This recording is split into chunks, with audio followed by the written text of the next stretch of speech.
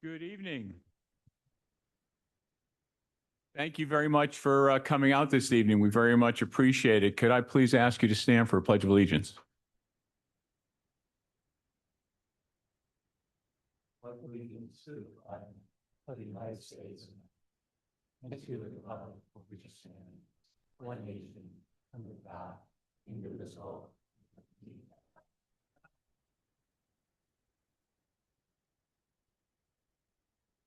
Thanks very much. Special meeting this evening, a lot of business to go on. Going to ask everyone to try to keep the comments to a minimum to the points that we're discussing during that point of the agenda. And you'll also have an opportunity to speak later on in the meeting if you'd like to about anything and everything, except what your Christmas list is. We cannot handle that this evening. That's another meeting. With that, is there a motion to approve the agenda? So moved. Thank you, Joel. Is there a second? Thank you very much, Sam. All those in favor? Aye. Any opposed? Good start. We have an agenda. Kyle, any top highlights to share? Sure. Two items. First, an acknowledgement to our staff for working a really good Christmas parade as always. It was well attended and everyone was safe. And secondly, we've got a couple more members of our comprehensive plan committee. Lexi, do you mind just sharing the last two, or rather share all three members?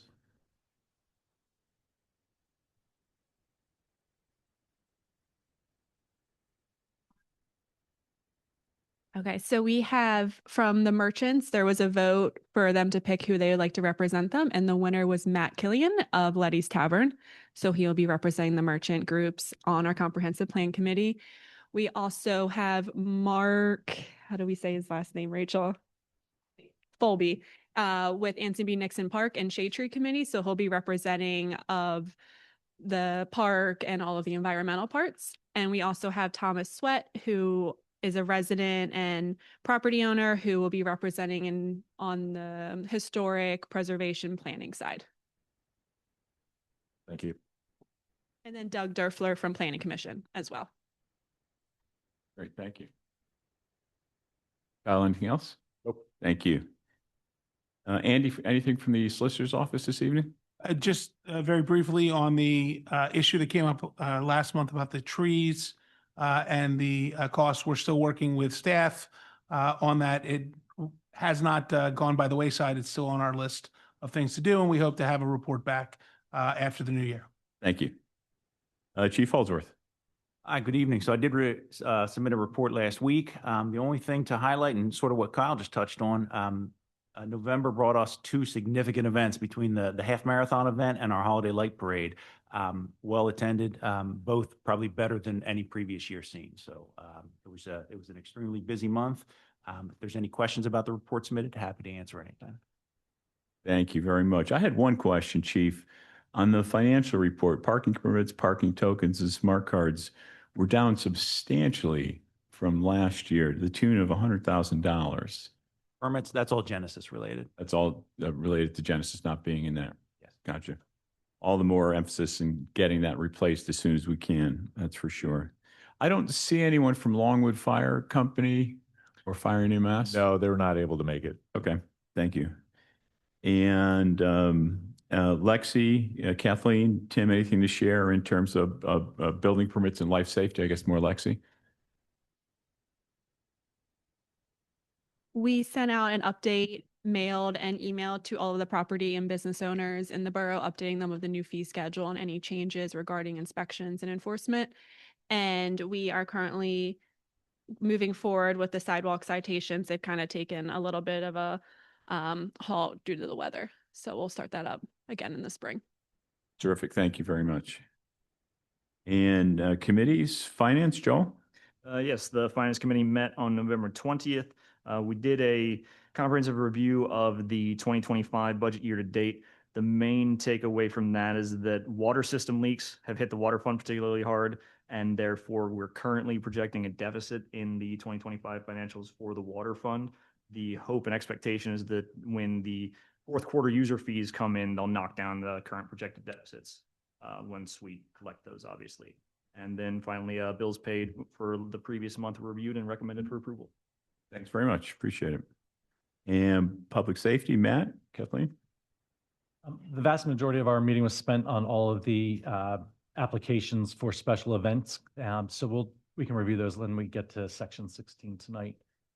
There was a discussion on moving the committee meeting times, and we're going to wait until the new council's in and look at how the committee structure is going to go going forward. Thank you, Matt. And Kennett Fire and EMS, Ellie? Fire and EMS Commission did not meet. They haven't met yet. They're meeting tomorrow night, so there's no update. Okay. And then staff support and development, Sam? Yes, so staff support and development did meet this past month. And the council had completed Kyle's review and given that over to Bob, who then met with Kyle to review feedback on that. And so Bob and Kyle worked through contract related things, and that will be voted on by the new and upcoming council. Also, we did meet, and Kathleen, please feel free to add any additional pieces, but we did meet to discuss the tuition reimbursement aspect, which was allotted, I think, 20,000.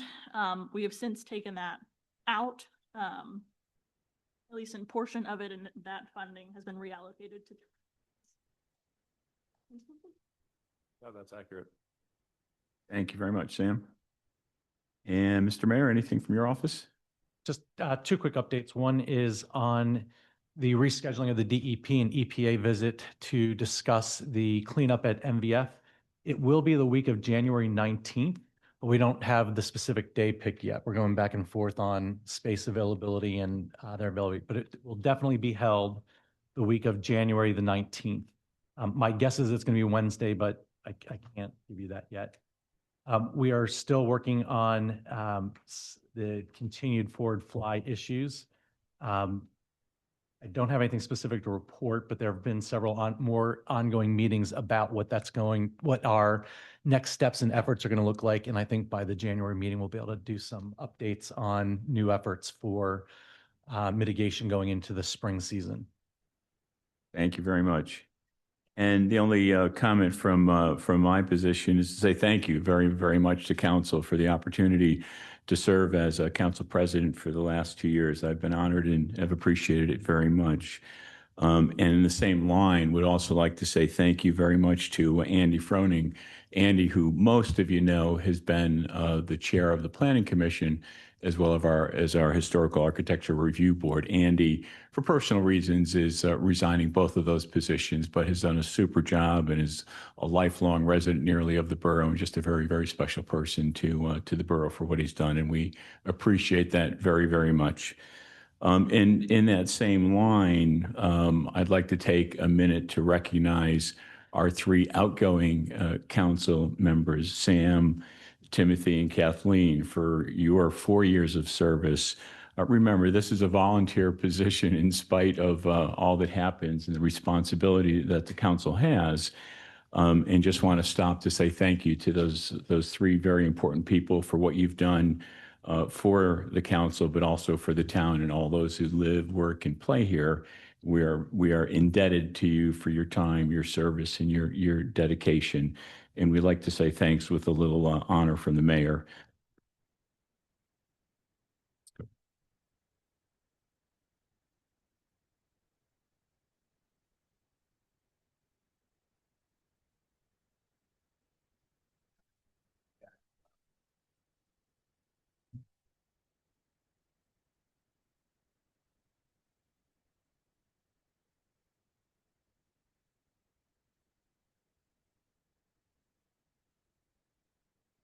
Thanks. So this is a proclamation. I won't bore everyone. I know none of the 3 of you like to be in front of everybody, which does not make this job easy when you get to sit in front and look out. It makes the job a little bit harder. But we do appreciate your service for the last 4 years and your dedication, your commitment, and all the time that goes into it. So we're presenting each of you with your own proclamation, appreciating your time, your energies, your efforts, and your willingness to help the borough. So thank you so much. I won't read them all individually because I know you asked us not to, so we won't do that, but I want to thank you for being here. Thanks to Sam.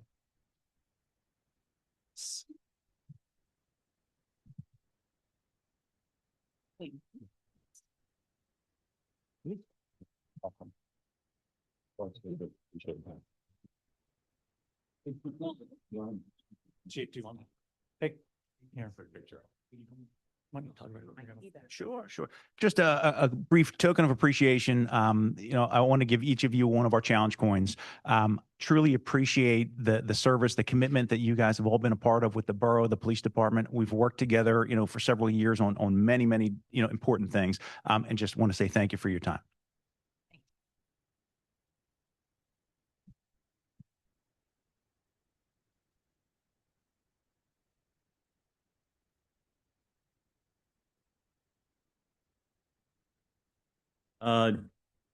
Let's get on with the discussion items. The first is actually in the same line of recognizing very, very special people.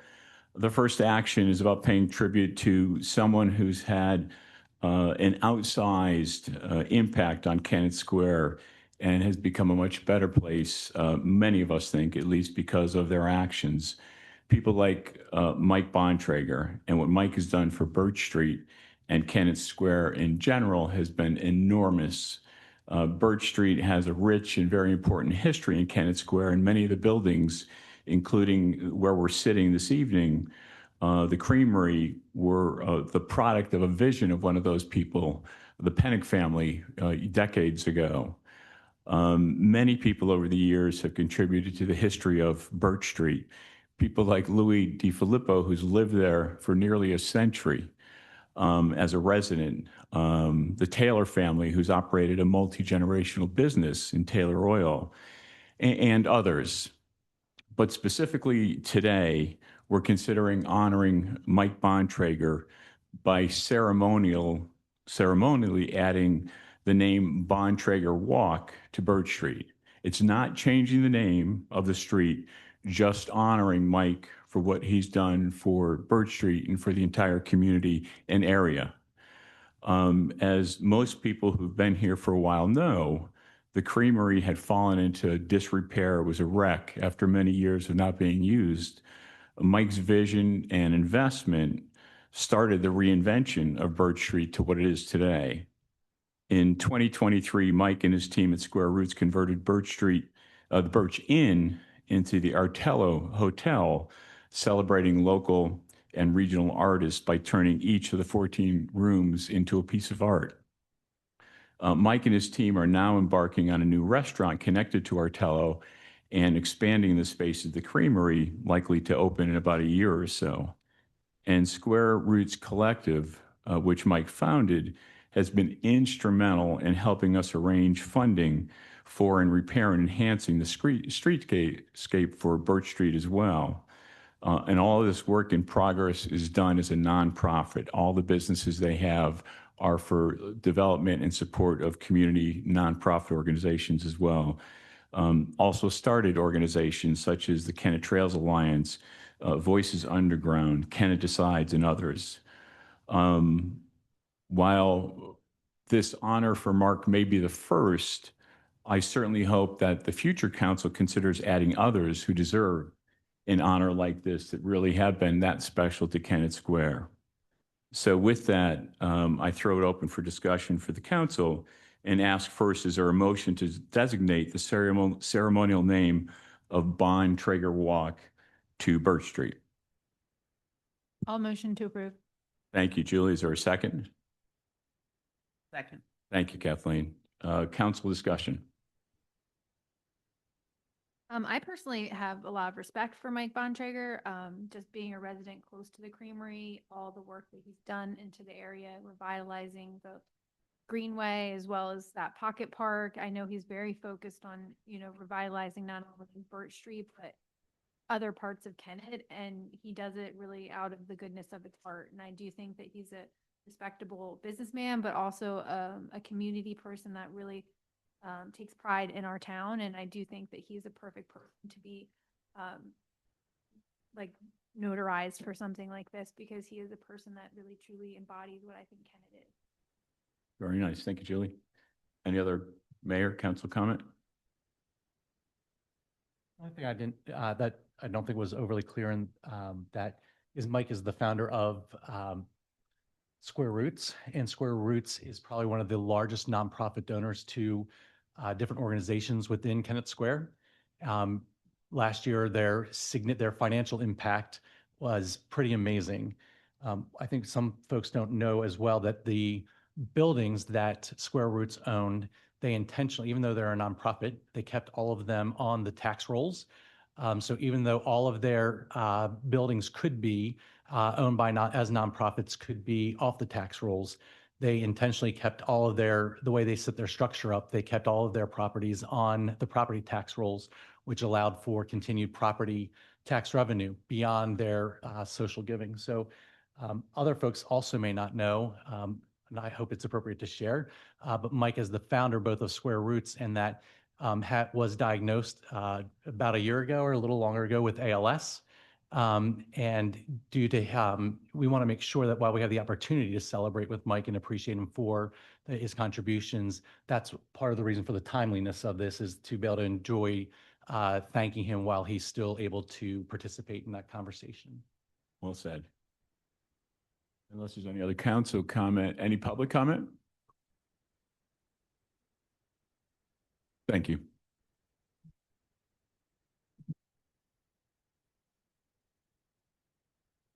John Thomas, 406 South Broad Street. Lived here 77 years. And I can think of a lot of people before I hit Mr. Bontrager with naming something for him. I could figure John DeTore, Posey and Davis, and people give their lives. People lived there all their lives. Mr. Bontrager is a businessman. I mean, he's got $1 billion and he spends it. He don't spend it for nothing. I mean, everything's going to be a profit for him, and that's good. I'm happy for him. But I can think of a lot of people who lived here all their life that could have something named after them, and you give it to a guy who comes in here, what, 20 years ago, 15 years ago, and he's got a lot of money. I just don't think it's right. I think it's, I think you need, I know people, I know John DeTore, he started to help start the symphony, the senior center, the Italian American Club, Sons of Italy, when the Italians were discriminated, couldn't go to Wasp swimming pools in the summer. I mean, this guy, and he was a barber in this town for 54 years. And he built D Street. And he had 4 daughters, and all of them had businesses in this town. And their children still have businesses in this town. Now, there's a man who ought to get some recognition. But, this guy, he gets sick. Hey, I feel for him, he's sick. And believe me, I've had friends who had that ALS, and it's a terrible disease. But I don't think he deserves it, really. And, has he given us any money? No. Has he given us any money? Not raised money. Does he give us any money? Has he given us $7 million or something to pay for this building? Has he given us any money? He's got it. I mean, he doesn't have to. I mean, it's not his job. But I'm asking you a question. Don't shake your head yes, but you know it's not true. Are there any other comments? Yes, I want to speak about dedicating and naming things that are in the public from an objective sense so that all of you can hear me. I don't know how many people here are Kennett residents because I don't think there are a lot of them. So that concerns me because this is prevalent to Kennett citizens. Public governments have often erected statues, displayed plaques, and named buildings or thoroughfares after individuals who were deemed of some importance or worthiness to be bestowed such an honor. Such action should not be taken lightly. Given today's world, where we're tearing statues down, where the people who have been honored are not always held in esteem or exalted in that manner by all the population, so we can't take this lightly. The attempts often bring controversy, diminish efforts or acts of other worthy citizens. That's what's important, and I think that's what Mr. Thomas was trying to say, that when you honor one, sometimes you diminish the efforts of others who have faithfully served and over a number of years. And the person you put up for that honor may not represent the universal opinion of worthiness of all citizens in this town.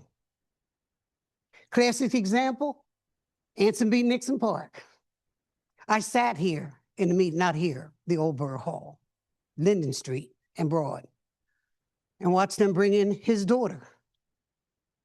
And we named Anson B. Nixon Park, our great, nature area, after a man who polluted it. He had a dump there. Penn State had to come in and put testing wells forever. But that man's name was put on that park. We just watched it happen. And in those kind of cases, it should have never happened. And you have that power to make these decisions. Should the honor be reserved for the natives? Shouldn't it? This is what I ask. For the natives of the town and the long-standing citizens, because that's history you do not know. Historical icons of Kennett Square Borough, Posey and Davis, police officers murdered in the line of duty. Robert Davis, who you may not know, but Mother rode in the Veteran Parade every year. First Vietnam fatality for Chester County, okay? And his mother, he was to come home, he said in 30 days, but another article said 7. I knew these people. And his mother said she wouldn't lock the door. She was waiting on him. Thanksgiving come, his friends and family were there. She got a telephone call. The next day she got a wire. Her son was dead, killed in action. He was 25, a veteran. His burial plot was donated by some good person, and he's in Rolling Green Cemetery. Donald Webster, who you may not know, but you should, renowned nationally athlete for track and field, Olympic trial candidate, second lieutenant in the military, track coach at Coppin and Morgan State. He holds many records down the Penn relays, and the people said the crowd was always frenzy, if you know anything about the relays, when Donnie was on there, and nobody could hardly beat him. When he came back from California on the Olympic trials, we had a parade right here in Kennett. Hey, Charlotte? I know it's 4 minutes, but I'm telling you something you need to hear, because you're talking about something serious, putting a man up that may not be deserving. Donnie lived on Bird Street. But we need to be fair to everyone. You always are fair, and you let other people go longer than me. And I'm talking very, very objectively, and you need to hear it before you judge some man at the top of the list when you have others that are way above. Thank you. Are there any other public comments? Donnie Webster died Please come on up if of a you'd like to muscular talk. disease. I'm going to say this because you need to hear it. Norman Lockman, Pulitzer Prize winner. Ms. Boston Watson, Globe. Ms. Watson, in fairness to the other This is people what they do to harass that me. follow the rules, could I ask you to put the microphone down? And lived on Bird Ms. Street. Watson, could I ask you to please put the microphone? Mr. Norris. No, I want to be fair to you Traeger, who it and is. everyone You else. are unfair. And I have the right to tell you there are others that stand head and toes over Whoever- Mr. Von Traeger, and he should take a number and get to the back of the list. And there should only be Kennett residents speaking here today. You Next, better get that straight. Who's speaking? next, please. Before you tell me I can't speak. If you're not a Kennett resident, don't come up here. Next, please. Address. Yes. So my name is Monique Giroux, and I do have some concerns about how this selection was done. I feel that really, you know, Address, please. I live at 315 Linden. I have the property there. I do wonder a little bit about how this selection was done. You know, I think that if we start to give developers streets, it's just not quite what it should be. I mean, that's not what a street should be for. And also, I'm wondering how come, I mean, as you mentioned, why weren't other people put forward, and how come the community wasn't asked what they thought? So it is a little bit strange. I mean, I feel you have to justify it better than just to say that this is someone you selected. I think that we also should have some input, and some people put more value on non-for-profits or people who give of themselves to a community, and that's who they want to see honored, not necessarily someone who built something, unfortunately. So Thank you. yes, but does that nonprofit give? You know, then we would have to start to look at, well, we'd have to we'd have to see how much and where they get their money from. So there's some things. Thank you very much, sir. Hi, everybody. Marco Digier from Magnolia Court, 623 Magnolia Court. 20 years ago, I left the military and joined Chatham Financial principally because of Mike Bontrager, because he was running a different kind of company. He was a different kind of person, and I worked with him closely for 14 years. And I can tell you that Mike Bontrager is the real deal. I will take nothing away from all the wonderful people in Kennett, but the reason that I live here is because of Mike Bontrager. The reason that I live here, I've had 3 children here. My parents moved from California to Kennett Square because it was such a wonderful place, thanks in part to Mike. And again, I wouldn't be here were it not for him. And again, I just cannot emphasize enough that he is the real deal. He did not choose where he was born. He didn't choose where he was born. He chose.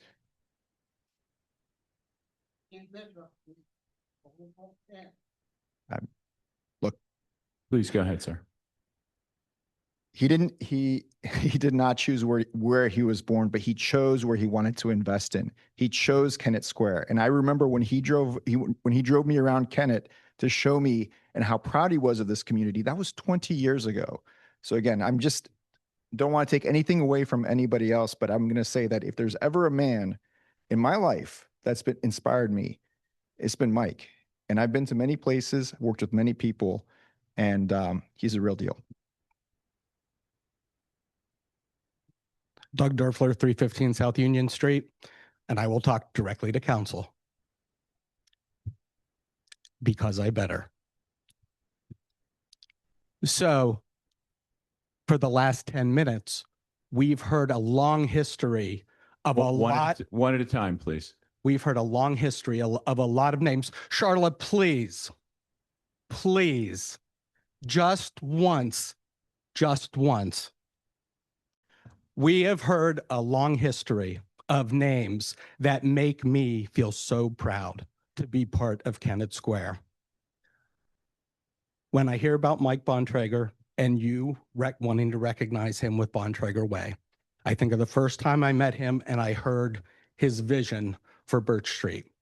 And that vision, even though it did have some businesses and it had some adaptive reuse and it had some changes to the infrastructure in the building, that vision ended with a connection of the community on Birch Street that we have not seen for 20 or 30 years down there. I go down there and I see kids from all walks of life playing. The vision that is on Birch Street is going to last well into Kennett's future. And I am so excited that you're considering this honoring Mike. Thank you. Thank you. Pete? Pete Watercutt, 352 North Lincoln Street. I will address council. Thank you for your service, by the way. I realize how difficult it can be at times, and I do appreciate you all being here and serving. Mike Bontrager, true, is a businessman who has funds. I do know him on a personal level, and what I see is a man who had the ability to do whatever he wanted to do with his resources, but chose to pour his love and his heart into our community. Not everything is perfect, but I will tell you that that man was interested in I'm not here, by the way, that's for me. That man was interested in everybody that he came across, anybody that had ideas, anybody that wanted to ask him questions about what he might be doing. The fact that he set up nonprofits in this community and everything that he did was to better this place for all of us that live here. And I think it is a wonderful thing that we as a community are going to dedicate something in his name while he is still here with us. As Bob or as Matt had mentioned, that he is battling a disease. And I just think that we as a community can pour our love into him by at least doing this small thing, by dedicating this street in his name that he did so much for. Thank you.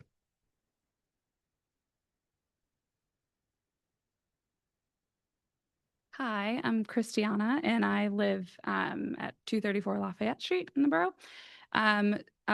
Christiana Nelson. So I've lived in the borough since 2015, so about 10 years. And when my husband and I bought our first home on Magnolia Street.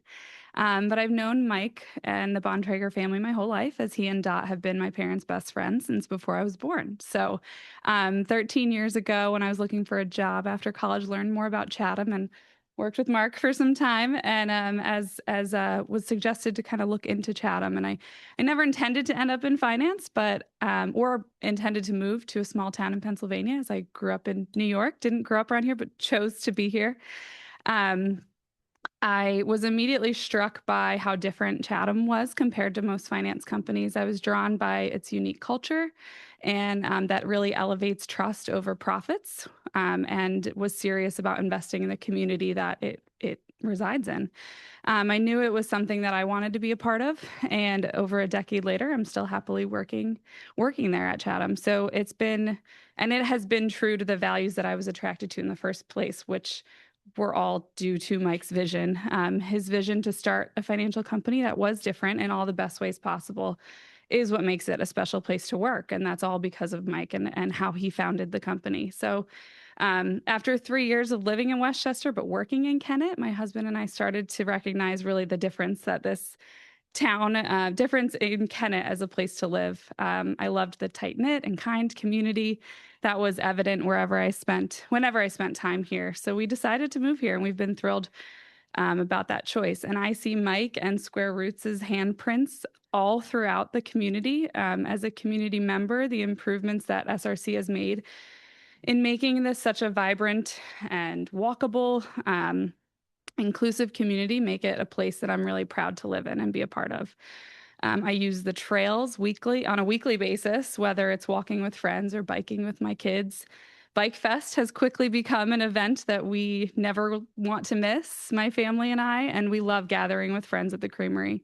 I've gone from calling Mike Bontrager Uncle Mike when I was a kid, and then calling him, Mike B, as the founder of the company I was working for, but now back to calling him Uncle Mike as I refer to him for my kids. And one thing I really deeply admire about him is whether he's Uncle Mike or Mike the nonprofit, the businessman, he's the same person to all of us. He is someone who's selfless, he's thoughtful, cares deeply about people, and wants to see the community that he lives in thrive, and wants to, see that by building a legacy. So in short, my family and I wouldn't be in this community and wouldn't have chosen to live here without his vision and without his commitment to the community. So I'm really grateful and fully support the community, how you guys want to honor him in this way. So thank you. Thank you. Holly Peters, 109 South Broad Street. While it's not even possible to ignore the effects of what Mr. Bontrager has accomplished in our town, there's not necessarily a consensus among the community that all that has been for the good. And the fact that many properties have been sort of taken over, in his quest to sort of build his vision of Kennett. I think that it would be wise to honor him in a more personal way for folks that feel the positive effects of that, because the entire community doesn't feel that way.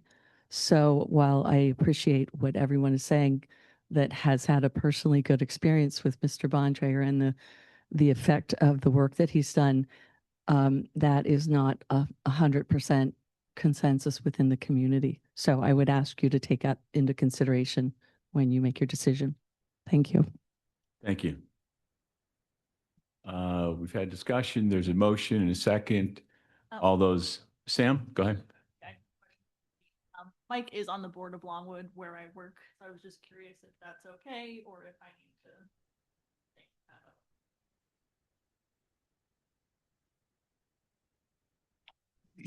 up. No, that's okay. I'm just thinking it out. I would say without getting into a more in-depth conversation at this point, out of an abundance of caution, I would suggest that you do that at this point without having to go through the complete analysis. That would be my suggestion. All those in favor? Aye.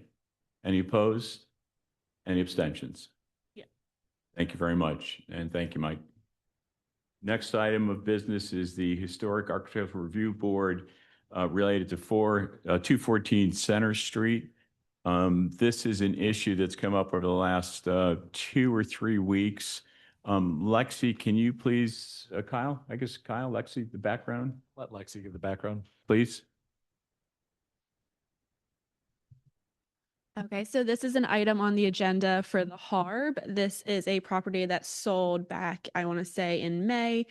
They had extensive work done to the house. It was in poor condition. They rehabilitated the house, and there were 2 items that did not go to Harb.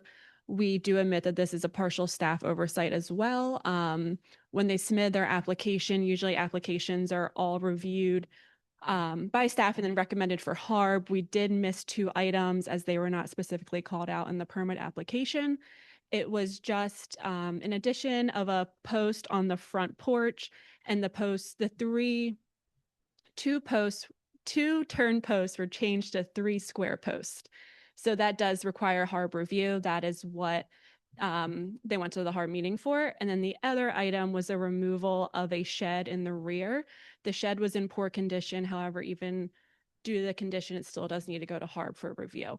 So that is what they are here for. Harb is not doing a condition of approval for the shed because they could not review the shed because it was demoed before it came to them, but they are submitting a condition of approval with the conditions that the homeowner replaces or removes the 3rd post, turns the other 2 posts to be turn posts, and then fixes any latticing under the roof awning that may have been damaged by the addition of the 3rd post. Thanks, Lexi. There's a lot of issues going on with this project related to the Harb approval after the fact, related to some of the renovations to the house, related to how the house is being used as a short-term, or intends to be used as a short-term rental.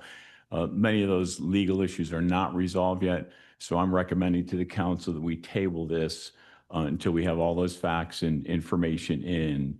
So I'll make a motion to table this. Is there a second? Second. Any council discussion? So my basic questions are, it had permits pulled for the basic renovation, Permits were pulled for all of the renovations, yes. but we didn't. we So- missed it Going to Harb? Yeah, begin so with? when someone submits a permit for an addition in the historic district, that automatically flags staff to notify them that they need to go to Harb. However, the scope of work when we were reviewing the permit, we didn't notice the specific change of posts or the demo of the shed. Since a demo of a shed does not require a building permit, doesn't need to be applied for. So it was the turn post. We only noticed it after the fact in the contractor description, which normally we don't review. We only did after the fact due to concerns from the neighbors. So it's not a complete, it's a staff oversight. It wasn't a intentional trying to avoid a process from the owner, in my opinion. But most renovation permits for the historic district generally go to Harb. It depends on the scope of work. Harb doesn't review everything. So in the historic district, if someone is changing their siding, replacing their windows, any interior work, painting, any of that, it does not go to Harb. If they are making any structural changes to the building or any additions or demos, it does. So a porch is only reviewed by Harb if it is the changes to the porch affect the structural components of the roof above it. So because the posts support the roof, the posts need to go to HARP. Right, and Yeah. I've sat at many HARB meetings where we discussed the Yeah. posts that were being put, so I'm curious as to how that got there. Because staff was not aware that the posts were changing. Because it wasn't in the description, or? It wasn't in the permit description, but it was under a separate section under the contractor's scope of work, which we don't normally review the contractor's scope of work. That has like how much they're paying, what they're doing. We review the specific. So they didn't fill out the form correct. Essentially, yes. However, if I'm being honest, yes, the form was not filled out correctly. However, not everyone knows that they're in HARB, that they're buying in HARB, and that they need to specifically put on their permit application that they are changing the post of a porch. Most homeowners would not know that. I don't think they weren't tearing down the building. They weren't adding an addition. It wasn't something extremely structural difference to the home. And then I'm just confused about the demo of the shed. Mhm. So they needed a permit, or they? You don't need a permit to demo a shed Then why is it an issue now? because you need HARB approval. So you need HARB approval to remove any historic structure. However, due to the condition of the shed, it most likely would have been approved by HARB due to it would have cost more to remediate the structure than it would have been worth. Is that not on the permit description either? No, because it's not required per code. So for building codes, we do not inspect or review demos of sheds because it's not a dwelling structure. Just trying to understand. Yeah. Who's at fault here? It's a little bit of both. We're taking responsibility as staff as well. We've talked to the owner. They've been complying with the HARB requirements. I just want to clarify that this is a completely separate from the use of the house, Right. and I want to make sure that is clear. I've when had these enough decisions- HARB meetings. It's just curious as to. Yeah. So they've been to HARB now, They have. and HARB is. HARB Say, submitted their handicap letter. here. Yeah, they submitted their letter with their conditions that they want the porch post turned and they want the removal of the third post due to that's not how it was when it was built, and that any lattice that is broken would be fixed, and that the shed would be up to you in terms of fines, which could be double the HARB fee of $100. So that would be up to council. So there's a motion and a second to table this. All those in favor? Aye. Aye. Any opposed? We'll table this till our next meeting. And certainly have a public comment related to that, as well as the use of the property potentially as a short-term rental as well, which I know is an issue for a number of folks as well. With that, item number 14A is to consider 600 South Broad Street Master Condominium Agreement. Kyle? Sure. We'll pull it up here. So very briefly tonight, all connected items. The condo associations proposed for this site, two of them, as well as the bid process overview and the proposed sale agreements, or at least where we are with them. Would you mind bringing up the proposed condo associations? Yeah.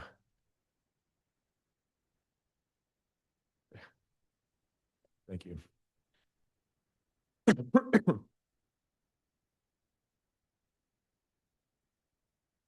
So very briefly, presentation outline will be general comments, then the condo structure rationale. Why are we doing it as two condos? Proposed master condo, proposed sub condo, and then some proposed next steps. General condos, we've had this question come up, so it's worth clarifying. When we say condo, it's not necessarily a residential condo. Most people interact with condos residentially. This is just a way of splitting the property, but it will not be for residential uses. Proposed condo docs have gotten feedback from both the top bidders, but one can provide some more info. So what it's really missing is a combination of some technical documents, and we can get into that as we go on, but you'll see that the meat of it is there, and that's what we'll talk about. So as we've held the property for about 4 years now, a little over 4 years, what we've come to realize in talking with many potential suitors for the site is that there's a lot of investment needed for some of these spaces. And so the way to get that is by allowing people to buy it and have equity that they can then, loan against, as opposed to a rent that makes it really difficult and a lot of cash up front without that asset backing it. It's also a way for the borough to limit its risk and scope. So by having fewer assets and fewer things to control here on site, long term, it probably fits better with our small staff and sort of our ability to manage something as large as this. And additionally, cash coming in from these potential sales would help to reduce borough debt. We've proposed 2 condos, and this is after having spent many hours talking with legal counsel that specializes in condos. And the rationale is that the site will function differently than the main building. And so in order to get your voting shares and your maintenance shares and your voting rights lined up correctly, it makes sense to treat those 2 things separately. So if you think about it, it's almost the master condo, and within that is the sub condo that controls this main building. So here is a layout looking at the master condo. This is the larger one. This covers the full site. As you can see in there, there's 4 units. One is the red unit, which is this building, right? So that's going to be eventually controlled by the sub. Unit 1 is this main building plus space along the northwestern part of the parking lot, if the borough ever wishes to build space, as well as some bump outs to accommodate potential users of the site. We see here that if you look to the east, sort of middle of the east, you have Unit 2, which is yellow. That's the existing annex building. You have Unit 3, which is in green. That's the existing carriage house. This document is being updated, but there is a hole, for lack of a better word, in the green carriage house. That's for a utility room that's going to be shared by the site because the utilities run through this particular building. And then the southern portion in blue will be owned by the borough going forward. And that'll be some dedicated event space, which was one of the big priorities for acquiring the site. And if you're out here throughout the year, we have many events. The community seems to really like having events here. And it was a priority of ours to support that. The cost shares for this. So essentially, a third for the red building, the main building, the one we're in. A third for the blue area, the parking lot, event space the borough will maintain and own. And then 1/6 for the 2 outbuildings each. So they'll add up to a third. And that cost share is the same as their voting shares. That's the proposed layout of the master condo. If you then dive in, so you've moved into this main building plus the parking spaces. This is the sub condo draft.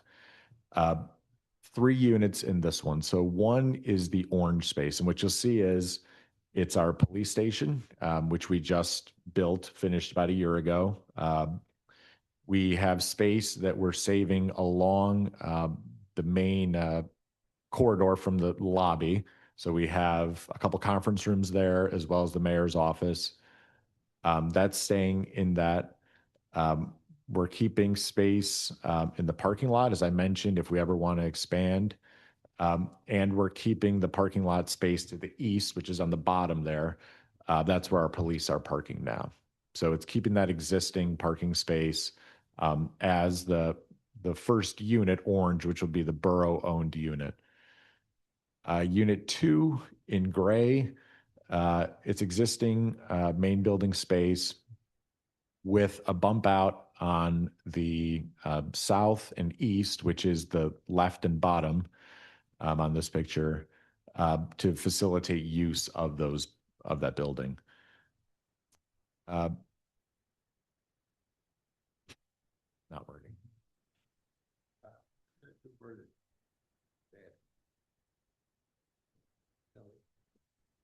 If you come in through the glass doors, yeah, that's. Oh, I see. So we used to come in through different ends of the building. So that's the southern portion. I can't point it to, but if you see where the bump out is on the bottom, it's just to the right of that. No. No, that's going to go in the sale. So it's everything to the south of the mayor's office and the two conference rooms. I'm going to ask Kyle to finish up and then we'll get into public comment, please. So just recap, right? We're unit 1 in orange, unit 2 is gray, unit 2 is continued here on the second floor. So that's everything except you'll see that box on the right is something of a ghost. That's the police station. It doesn't extend to the third floor or second floor. And the third floor at the bottom there in brown or orange is additional space the borough will be keeping. This is the building that we're in now. So it's proposed to have borough staff space in here. So just a quick review, right? 3 units in the sub-condo, which is this building plus some parking space. Unit 1 in orange, the borough will own. Unit 2 here and on the second floor, the borough would sell. And then unit 3 in brown, the borough would also keep, which is this floor. The reason, again, going back for having a separate master and sub setup is that for the master site, you have parking space that everyone is using. And so it's cleaner and simpler and makes more sense to break that out by thirds, essentially, thirds and 2/6. For this building, it's much more, this is proportional based on square footage. So we wanted it to be more appropriate both in voting and in maintenance, that the people who own the most space have the most say about what happens to it and also pay for, more of the maintenance share. And again, so that's shown there. Again, unit 1, the borough would keep 33%. Unit 2, the borough would sell 57%. And unit 3, the borough would also keep at 10%. But we've intentionally split them to give ourselves flexibility down the road if we want it. So next steps, these are very broad. Obviously, council can pick and change these as you will. But option 1 would be that you feel this is headed down the right path. You want to see a couple things specifically get into the final agreement or changed. And you authorize staff and legal counsel to finish the condo process, condo documents. Option 2 would be, it looks like it's on the right path. You give some advice, but you feel like at this point you want it to come back to council. And so we'll work with legal, we'll prep the new documents and we'll bring it back. And then option 3, that's a typo, sorry, is to stop the condo development process. Thank you. That's it. Council, mayor comment? I'll start. When I was appointed to the council 2 years ago, one of the things that was highest on my mind was the use of this building and finding a productive and useful use for it that would also defer some of the costs of purchasing the building. I'll be honest, when I joined the council, I thought, like, why do we even have this building? We should sell it. But then when I looked at the situation more closely, I realized we actually had a fantastic police station in development at the site, and that police station is now open. It's beautiful. It will serve the community for a long time to come. And because we took federal grants for that, federal or state grants, we really can't sell it. We can't sell the police station, at least. And when this idea came along, we had been trying to rent it for a long time. And when this idea of selling it as a condo came along, there were like a lot of prickly issues. I am very grateful to staff for working through those issues to try to come up with and resolve issues like who's going to use which bathrooms where, which I think we have good solutions to that. And I think this is going to be an amazing potential use of the space for the community, to have, community nonprofits involved and sort of activating the whole space. And that includes all kinds of community users, including those that will use the event space on the south side of the property. So I am strongly in favor of option one. Have high confidence in the staff to close this out. Of course, maybe there's issues I don't see and other council members want to comment on that. Thanks. Other mayor, council comments? A quick comment. This is kind of the culmination of what the vision was when this building was purchased. This building was purchased with the intent that the space that the borough did not need, the remnant space, would get sold or leased so that we could offset the cost to acquire and the cost to be here. I'm very much in favor of the percentages that are being allocated. It really will help defer long-term maintenance costs, long-term liabilities for the borough, and it is exactly what was envisioned. It's exactly what council said back in 2018, 19, and 20 during the time that this building was being negotiated for multiple years. So I'm glad to see that that we're getting to a place now where we can look at real dollars and cents being returned to the borough for the extra space that we don't need.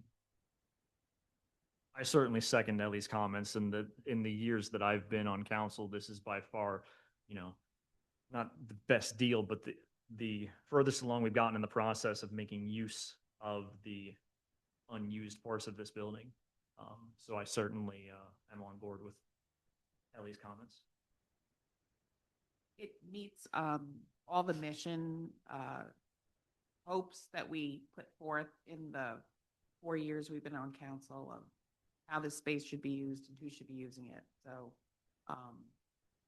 we've tried several other options that didn't come through because financially they didn't seem viable. This is the closest we've come to it being used the way we hope it is, and I think it's got a really great future ahead of it. Public comment?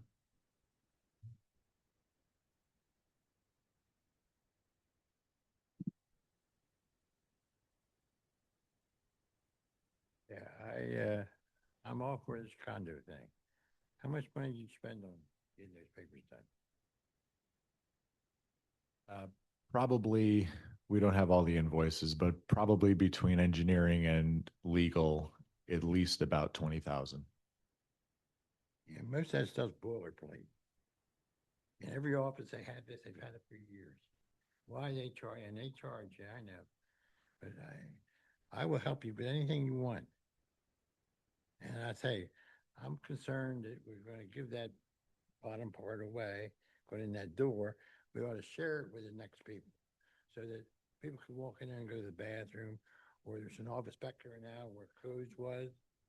That little space down there could be shared, just where the bathroom is. From then back then on the street. My other concern is, what are we going to do with it?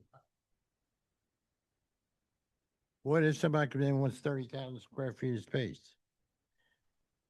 We own that building.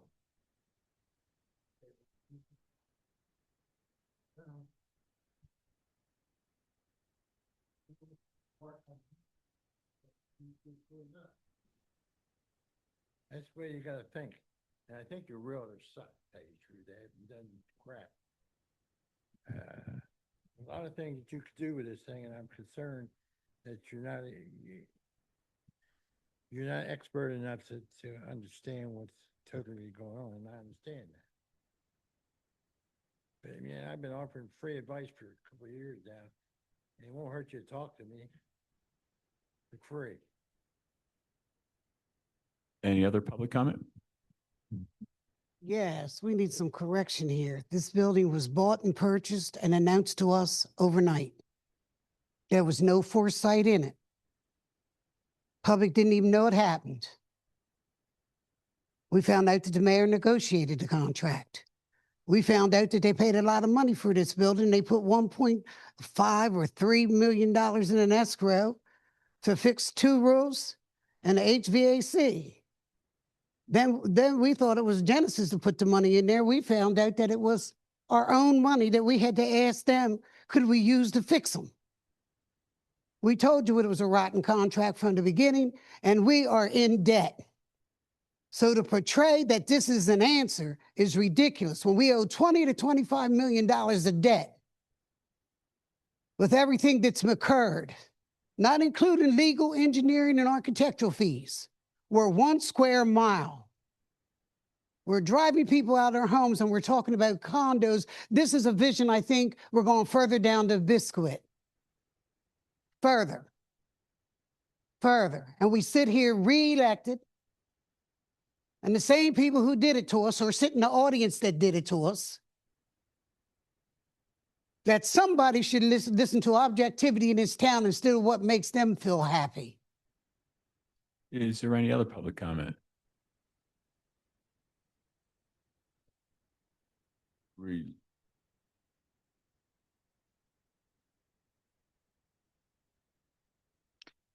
Luke Subrad, 236 South Union Street, and just wanted to say I support the plan. I think it's a smart approach to reducing the borough's financial burden while allowing it to enjoy the space for municipal purposes and police purposes, and to expand the use for other benefits as well. So I think it's a good plan. Thank you. Just a couple of questions and a comment. Andy, has our solicitor's office reviewed it? Are you comfortable with both the condo, the master condo, as well as the sub-condo agreement? We have reviewed it. We've worked with special counsel, and the revisions were ongoing up until even today. As Kyle indicated, there are some portions that still need to be drilled down to and answers that we need, but overall, the general concept is there. So if you are comfortable with the general concept of moving forward, we can certainly proceed to fill in those gaps. Thank you. I've also had the opportunity to review the contract a number of times, not a legal person, but just understanding what's in it, and have had multiple changes which have been affected in the various versions. I'm comfortable with it. And I would ask, is there a council person who would like to make a motion to approve the agreement contingent upon details that may need to be added based on the sales of the individual units, because some of those buyers, if it does go through, may have particular needs that are not yet covered within the agreement. So do we authorize our manager and council to consider those changes, and if it's within the spirit of the existing agreement, to sign it when it's done? So moved. There's a motion. Is there a second? Second. Thank you, Julie. Any other comment? All those in favor of the master agreement? Aye. And then same question, same motion for the sub-condo agreement. I'll move. The motion, Kathleen, is there a second? Second. Thank you, Timothy. Council comment? All those in favor? Aye. Any opposed? So those are the two agreements. Kyle, the actual bids on the real estate. Yes. Would you mind pulling that up, Rachel?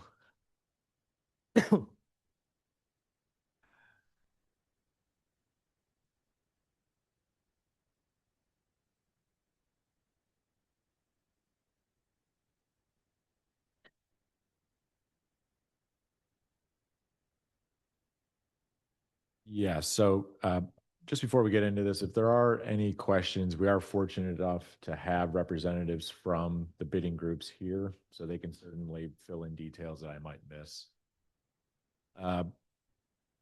Just as we get started here, general comments and background. Some of this was just touched on, but very briefly, kind of how did we get to where we are?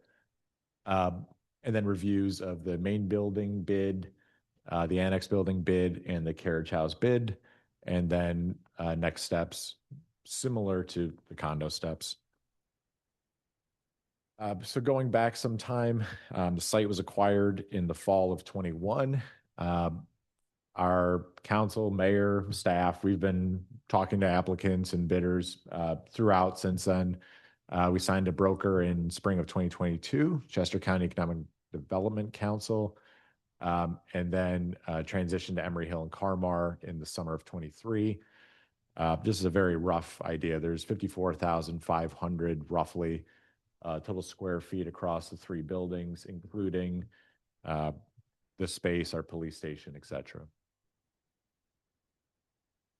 As an overview of this bid process, because process is really important here, the bid review and approval by council was October 8th of this year. We then put the bid out to the public on October 9th. We then let it be open for 45 days. It has to be 30, but we traditionally do 45, so we wanted to keep that same practice here.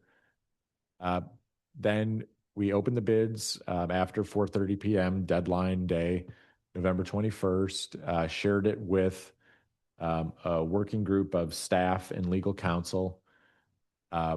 We then had, within that period, we had a mandatory pre-bid meeting on October 30th. All of the bidders for the proposals we're going to see here were all present. We do that in order to make sure everyone understands what the expectations are of the bidding process, and each of those groups was there and met that requirement. The bid was then opened and reviewed. All the bids, rather, were open and reviewed on November 24th. And over the last couple of weeks, we've then been able to have discussions with the bidders and get to the documents that we've got today. 3 bids were received, 1 for each building.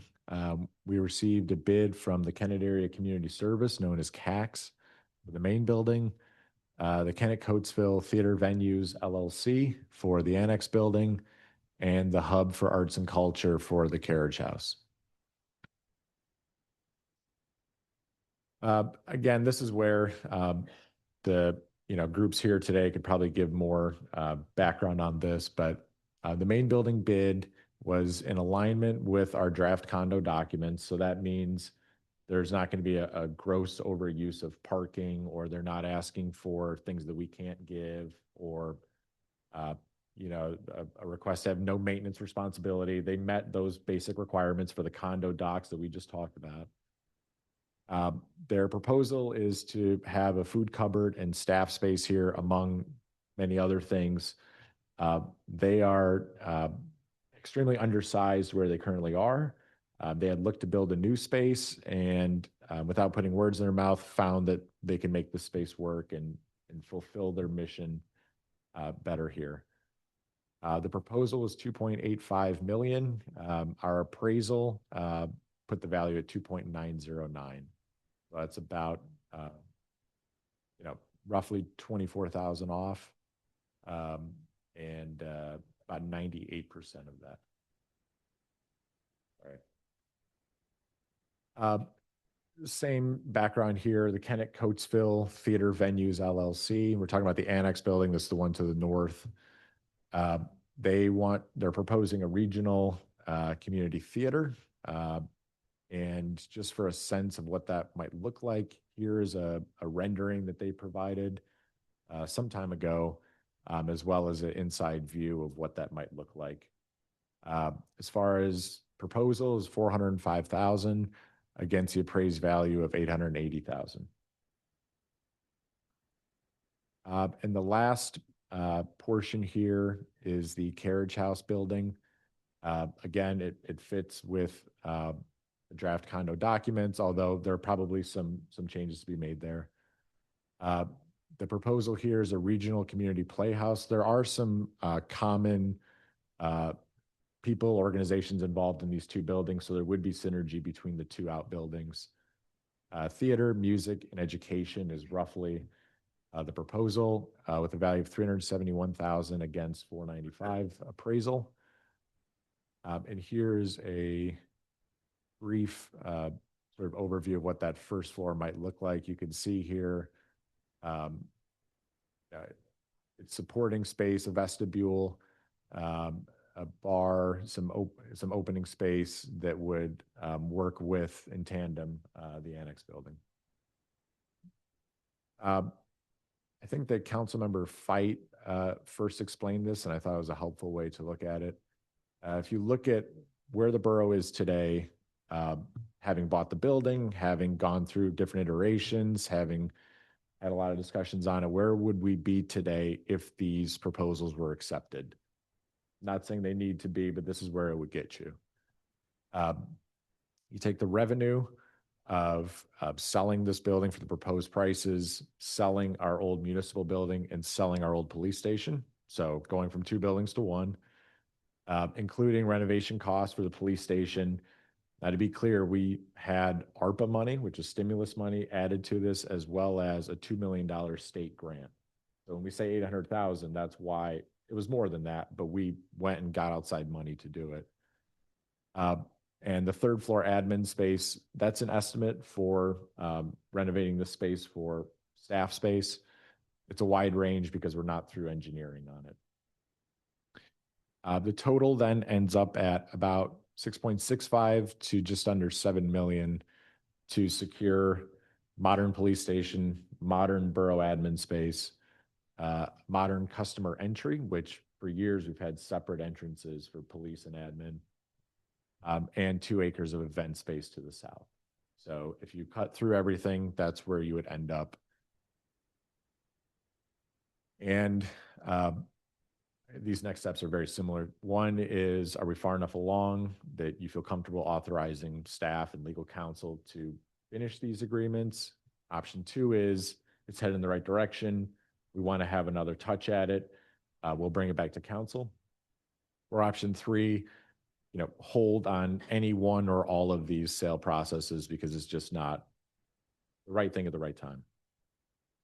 And again, each of these organizations are here tonight for any follow-up questions about the use and what their plans are. You good? Yes. Thanks for the overview, Kyle. It was very helpful. Let's take the 3 buildings individually. These are big decisions. These are big dollars that affect all of us in this room. So let's not rush through this. Let's talk about the main building, meaning the first and second floor that CAX has made an offer on. What are the contingencies, Kyle? The price we know is the offer is $2.85 million. What are the contingencies within that offer? I can answer it without. We still have to work through, both of us have to get far enough along in our engineering work to understand the timelines for completing the project. So I would say the timeline is the major contingency left for us both to work out, to understand how do we move from our second floor space and allow them to move in and start construction. No other significant contingencies? Andy, do you have others? Not for CAX. The financing issue wasn't for them, correct? Okay. I think the tax deal is a fair deal. I mean, the other 2 questionable, but I do think this is a solid deal, and I think it is the right people to take this building. Thank you, Julie. Other council, mayor comment? Love to hear public comment. Yeah, please. Daniel Embry. He said if the borough wants to continue having community events, including the farmers market at 600 South Broad and the south portion of the parking lot. Table this comment because it's about the next sale. Oh. It's not about the sale of the main building. Okay. Sorry, Rachel. Thank you. This is related to the main building here. We're talking about the CAX bid. And certainly if they'd like to.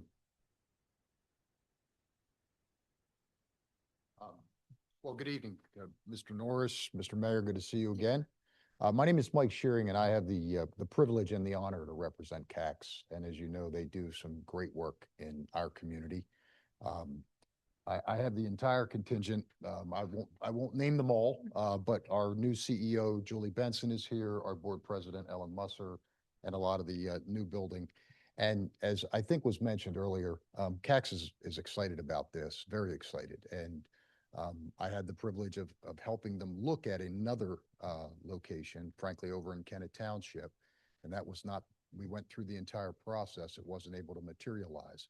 And as you know, CAX is just across the street, and they have done great work in a very small space for a long time. And so when this came along, it would really be quite the opportunity.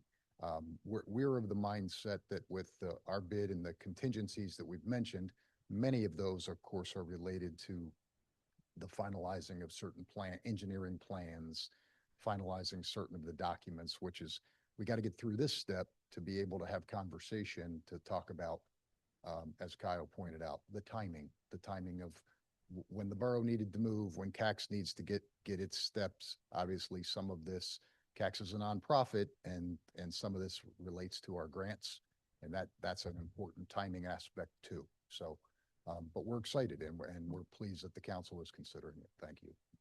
Thank you. Public comment, Troy? Again, I'm support that 100%. I was at their Troy, for everyone, for the record, your Troy name. Thompson, Thank you. 612 D Street. I was at the operations meeting this morning on CAX. I was shuffling everything for December 20th for the handout.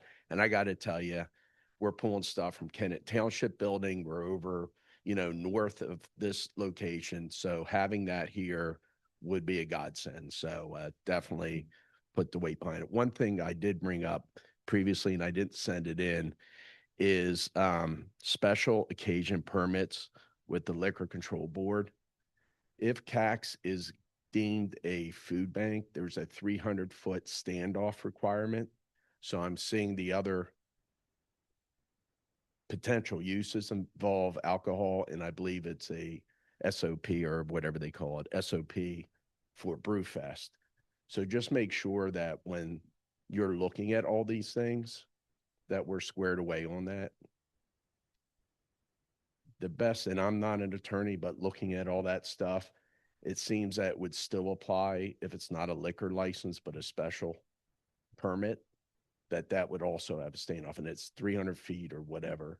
So just want to make sure CAX doesn't get hindered by that. Thanks. That's a good point. Has anyone at CAX looked into that, Mike? We have not, Mr. Norris, but that's a perfect example of why we have to continue to work through those very specific type of details. Thank you. Thanks, Troy.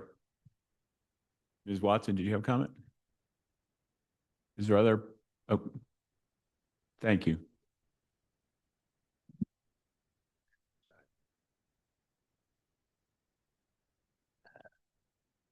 Yeah, I think that this is a good thing. Wish we could get a little bit more money for it, but that's okay. I like the two outside, and I think community thing is all right. Couple things. I think we ought to have a right of first refusal if they go to sell. And they give us a right of first refusal to buy it back first. And that could be 3 days or a week. It's not elaborate. It's just they have to offer it to us, and we want to pay fair market value. We can. And I think the community center, if they're going to bring food in here, they have to make sure that they have extermination thing set up, so that you don't get any problems with any vermin that they would get. You just put that in their lease, and as far as I'm concerned, they could start tomorrow if you guys agree on a thing. I mean, even if you don't have the condo done, if you have an agreement, then go in there and start working. What the hell? Any other public comment? Yes, Charlotte Watson, 523 Magnolia Street. I don't have a problem with whoever goes in there. What I have a problem is the numbers, because we are in debt. We're in debt we keep passing on to the citizens for the third year out of 4 tax raise. We also have surtax on our sewer, water, and trash because of the decisions that have been made by councils. 4-point-something million getting back don't measure up against the debt that we got. And you think that drop in the bucket's going to do it? Well, that means the citizens are going to be incurring more and more taxes for nothing. You're not serving your citizenry at all. A bad decision was made and you keep making it. This whole building needs sold. The entire building needs sold. The only people that made anything out of this was Genesis. And the dumb decisions that got us in this have never been acknowledged as we build our affluent society that doesn't include the normal working man anymore. You people need to understand you have not done us a public service, so don't keep on patting yourself on the back with the kind of debt that we have. And matter of fact, police station, we had to get a loan, remember? And then we put Birch Street on it. Any other public comment? Holly Peters, 109 South Broad Street. I had a question. So, how does that condo aspect work in terms of like, is there a association that votes on some, like, how do you determine what are the issues that fall into that association? And I guess it's by percentage of real estate that they occupy or own. Is that correct? That they would have like majority vote? Would you reiterate that? Sure. It's just like a HOA. Yeah. So the only difference here is that we've got a master condo where, so there'd be boards for both, but the master condo has 4 groups, a third, and a sixth and a sixth. And that's how they make decisions. And then the one for this building is based on proportionate ownership. Mm-hmm. Yep. So would that be the CAX group would have the largest? They would have the largest in this building. Yep. Okay. Yep. And then, so that would be decision-making for this building majority. And then overall, there would be this other board. Right. And where does the borough fall in terms of their portion of like the master one in terms of Borough share percentage? Master is a third, Third. which is that southern parking lot. Mhm. Yep. Okay, thank you.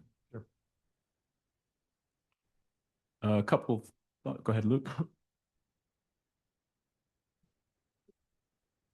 Luke Zubrod again, 236 South Union, and just would like to express my support for this proposal as well. I think the process that you've gone through has given ample time to ensure that this is maximizing the outcome from the perspective of the borough. And I think extending that process in hopes that there could be some yet unseen alternative, I think would be not worthwhile. So I think this is good for the borough and encourage you to proceed. Thank you. Mike, if you're at liberty, on behalf of CAX, would John's comment in terms of considering a right of first refusal, is that something that has been considered or that CAX might consider? I don't know, Mr. Norris, simply because that's a board decision. And obviously this is the first step for the board to understand now what's going to happen next. Okay. So, thank you. The building was purchased just prior to this council, at least those of us who've been on for 4 years now, getting into office. And since that time, we've been looking for a way to get the borough out of the real estate business and to get the burden of a lot of this building off the taxpayers' backs. We've tried to lease it. We've tried to sell portions. We've tried to have public input in terms of how to do it. And to Kyle and his team's credit, I think this is the best solution we have. And I think it's about the best partner that we can have in this in terms of CAX. The value and the importance of CAX to our community is incredibly important. And if the borough, through the use of this property, not on the taxpayer's back, but with the support of the property in getting fair payment for that property, I think it's a wonderful solution. I like it very much. I know there's going to be 1,000 issues in between now and then to work out, but I'm confident based on the way that Ellie, Kathleen, and Kyle have worked with you that we can work through those other issues that will come up.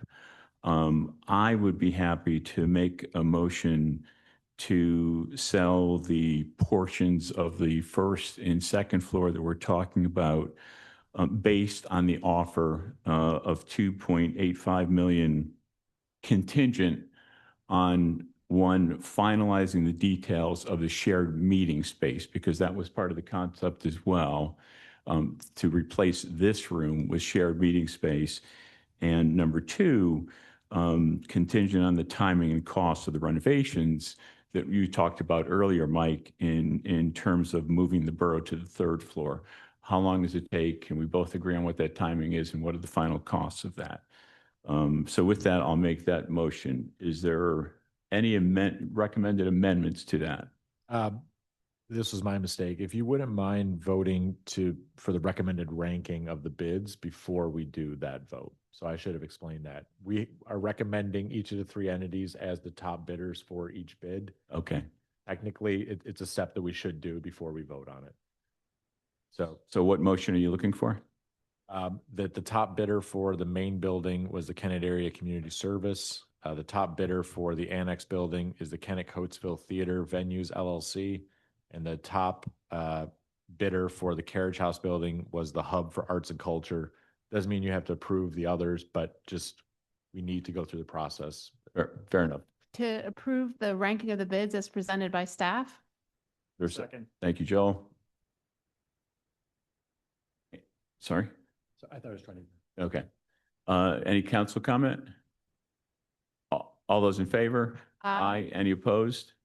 So I'll restate my motion, which is to accept the CAC's offer to purchase the portions of the first and second floor under discussion for $2.85 million contingent on finalizing the details and coming to an agreement on the shared meeting spaces and contingent upon the timing and cost of the renovation to move the borough offices to the third floor. Motion to approve. Just to clarify, we're authorizing staff and council To close- finalize contingent, yes. Yes, thank you for that clarification. So there's a motion. Julie, there was a second. Council discussion. All those in favor? Aye. Any opposed? We look forward to welcoming you.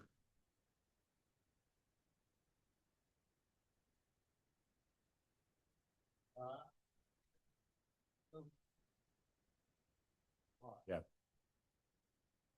Yeah, this is where we propose to have staff space. But that's contingent on working through that.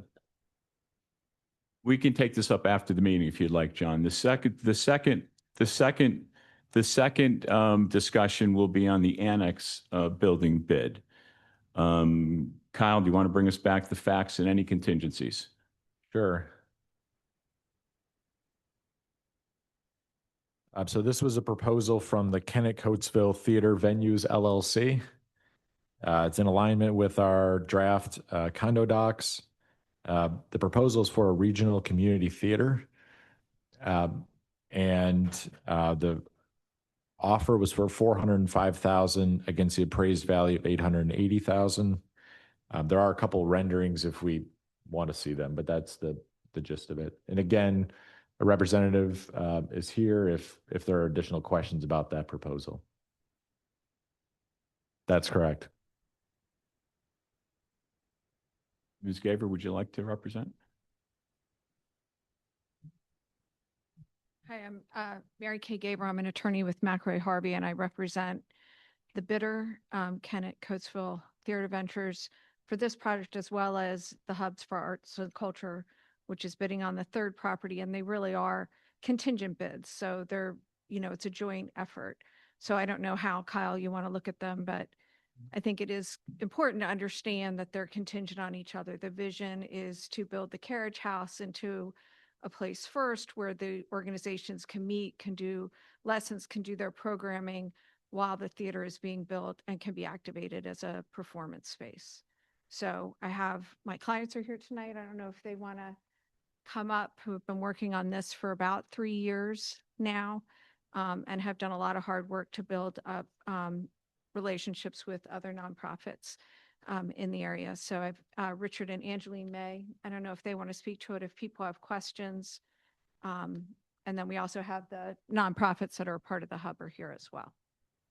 Terrific. Richard, Angeline, did you want to say anything?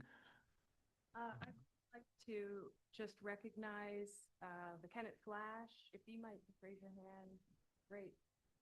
Wonderful. And then we have Kat, who is here, Kennett Amateur Theater Society. And then if not for music, is also here. And these are our partners in this bid. As well as the William Lister May Foundation, which is a family foundation that's a participant along with the other nonprofits. So I don't know if you have questions. We're happy to answer them. Thank you very much. How did you arrive at the financial bid? I don't know if Angeline, I mean, just so folks know, this is the bid for the building, but the overall investment in the property will be $5 to $6 million by the time the work is done for the theater, the carriage house, and then the courtyard that will connect the two properties together. That'll be open space that can be used. So just to understand the total scope of the investment. So Angeline, I don't know if you want to talk about how the numbers are put together. The project through our architect and engineer would require a complete gutting of the entire inside of the building. The structure is something that we're concerned about. There are other aspects of its market value that were of concern at the price point that came in. Is there anything else that you want to share? Yeah, just to make sure everybody's aware, the two of us were two of the 5 founders of the Uptown Canower Performing Arts Center in Westchester. So it gives us some experience relating to the construction cost. That started out as a $3.7 million project and went to $5.2 million. The estimate we got 2 years ago was the $6 million figure for the performance venue. We would imagine the 2 years have done nothing but increase that cost maybe as much as 25%. So 2 years ago, we suggested that a bid for the annex might be $1 because we were prepared to put $6 million into it. And we realized that $1 today would probably be a little insulting. So we try to get as close to 50% of the appraised value as possible. And 405 was the price point that we arrived at. Other council mayor comment, question? I am curious, and Kyle, you might not know the answer to this, but one of the big parts of condoing out the ownership of the portions of the property is in the cost sharing of utilities. Do you have any idea, Kyle, because these two parcels would, if I'm correct, amount to 33% of the total property's utilities? Do you have any idea what that number might be? I don't know offhand. I don't know if it's pretty low, but Yeah, I mean, can I just make a suggestion? Like for now, until it's built, it would be low, but I think when we built, we would separately meter for Right. utilities. So those utilities would be separately metered. The common expenses would more go to parking and landscaping, snow removal, trash, Right. My those thought, kinds of things. sorry, my Yeah. thought process is simply that, yes, the bid is low, but money saved is money gained in the fact that there's cost sharing by selling these portions of the property. And I'm just curious if there's any kind of the clearest answer is probably, and Denise might know this offhand, might remember, but we had a capital study done for the site. So if you just look at something like repaving the space, right, that might be, I don't really want to say, but 500,000 plus project, right? So just a third of that is a pretty significant amount of money. So there are savings, but I wish I could give you a better answer. You make a good point in terms of the carrying costs of building the property, not having condo partners as well. I hadn't thought about that. What significant contingencies are there as part of this offer? So there's the standard just due diligence contingency. Just, you know, until they have the project or the units under contract. They haven't really looked at title, really gone through the condo documents and talked about it, like all the things that you would do once you have the agreement under sale. And then the major contingency is financing. So they would want to raise, and Angeline, I don't know if you want to speak to this more, have $2 million raised at in order to go to closing so that they can go forward with confidence about doing the rest of the project. So the core success of Uptown Canower Performing Arts, the financial picture that allowed for the success of that, is a picture that involves raising capital through investors and making it available to an impact investing project. That is what this model is built on. And so it's a combination of a for-profit entity and a nonprofit entity working together to be able to capitalize on all those investment dollars that have been just shooting up and up and up in the world recently, and making those available to a community-based effort. We are a collection of nonprofits who are who are partnering with a new LLC. This LLC has the experience of having been the LLC for the Uptown project, and allowing for that kind of capital to be raised and located here. And essentially, we feel that we need to see the community come forward on the investment side, and we have a great deal of Alliance members ready and willing to take next steps, but we'd like Kennett Square to partner with us in enabling these kind of funds to be made available for that type of use.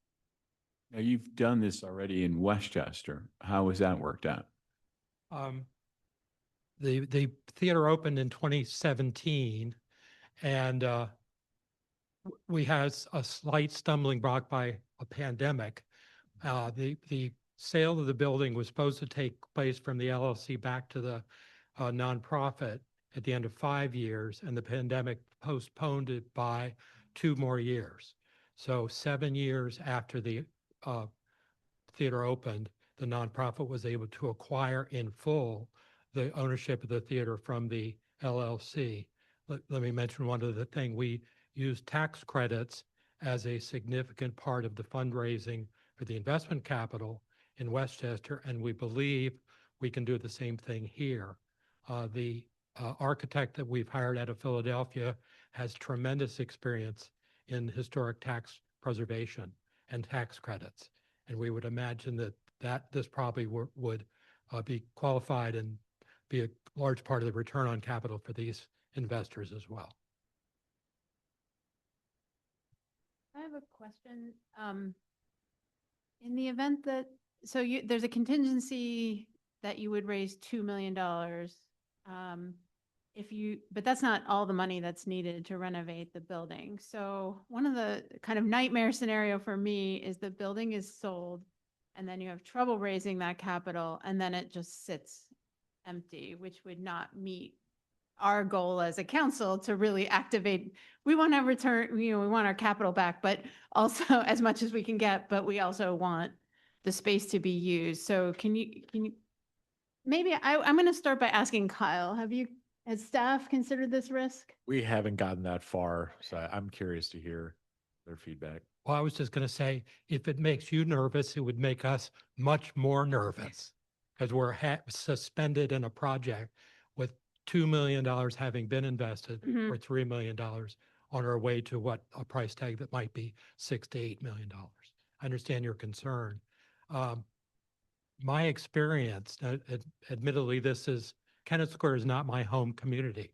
That's why we have Kennett Square partners that are involved here.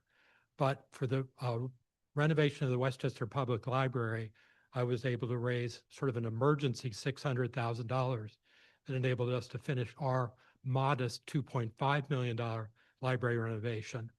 For the Uptown Theater, I was able, over the course of a year, to raise $1.5 million in investment capital. We also were getting contributions which were then loaned to the LLC to complete the renovation. and the bank filled in the balance. We're looking at literally every source of funding possible, but investment capital is the principal source of capital. And also, the way that we're proposing this is that in that 6-month period of fundraising, we are raising, roughly a third of that cost. So, 6 months from the point that we move into this agreement with you, if in 6 months we have that 2 million, we feel like we're really on track towards the goal. Great, thank you. I have another concern, and maybe it speaks to what Dan typed in the comment, Rachel. I can still see well enough to see. Only a few more years left, though. Kyle, I understand right now that the carriage, the carriage house is being used as storage space for events that are held on the south end of the property. Yeah, so we have talked with Kennet Collaborative in the past that if that were to be sold, that they understand they would have to find something else. I think, given the amount of events they put on, we could maybe talk to them about allowing them to have space to build a shed or something else on site. Different discussion, but I think there's some value there. And then just to go back to your earlier question, I think the floor that we're trying to put on this, as far as a risk perspective, is the uses outlined by the condo doc. So there is a risk that it remains unimproved, but we're managing against the risk that it's flipped into some other use that we don't agree with. So that it can't be used for some other reason or use that we're not That's thrilled right. with, a smoke shop or what have you. That's right. Gotcha. Okay. Yeah, so And we do have to remember that this has been on the market now for 4 years. Yeah. I mentioned, I think Councilman Sprick's point is so well taken about the shared costs and what that does and the cost. Say, when I first saw the bids, at first I had a pit in my stomach about seeing numbers below appraised value. However, I personally did multiple tours when the property was up for lease with prospective users for both of those spaces. We worked everything from the school district for additional administrative space. We worked with multiple potential users. And certainly the annex building, which is not ADA compliant and has significant challenges in the way that it is built, there was no finding a user whatsoever for lease. And we did meet with this group as well on the lease situation at the time. And of course, the lease was not ideal because they could not raise the funds without owning their building. So that was a stumbling block, but we looked at multiple potential users and there was no way. So when I got my head back around to using that about the sale price of that, it may be appraised there, but there is no buyer at that number. There just isn't. You can't, the amount that has to go into that building for work is significant. And Councilman Sprick's point about the money saved going forward becomes more realized sooner. So I've gotten my head around the numbers. I forgot to mention at the start of this conversation, I've been a member of CATS for many, many years. I think 15. I've never been on the board, so I'm not going to recuse myself from the vote, but I just wanted to disclose to the public. And I will also add that Kennet has needed theater space for that whole 15 years. So I'm excited about the possibility of a theater. I am a little concerned about coordinating with other uses of the condo site. So can I make a motion that we have staff continue to discuss those issues with the bidder and bring it back to council, or do we? I'll put that motion on the floor. Well, there's a motion. Clarify your motion. The motion is that we ask staff to continue to discuss some of the issues like parking and bring it back to council in January. There's a motion. Is there a second? I second. Okay. Please. So, Daniel brought up a very good point. It's something that we've talked about in the public safety meetings where when we have several events going on, Some of our standard events are Friday afternoons, farmers market, set up for some of the other events that happen on Saturdays can sometimes cross. We were talking about how we can help coordinate that better. You're a theater venue that would probably be putting on, so would the theater be thinking through and talking with us, agreeable to coordination of the fact that we do have events that not in a significant way, like not every weekend, but there's like the Brew Fest, there's Clover Market, there's Graduation. Yeah. Casa Guanajuato has some events here, so we have a couple of times during the year where the parking lot gets taken over, and there's a lot of coordination that has to happen. So knowing that the Flash is involved, they like very nice. That we'll stay in coordination with all those things and sort of keep an open mind to working together.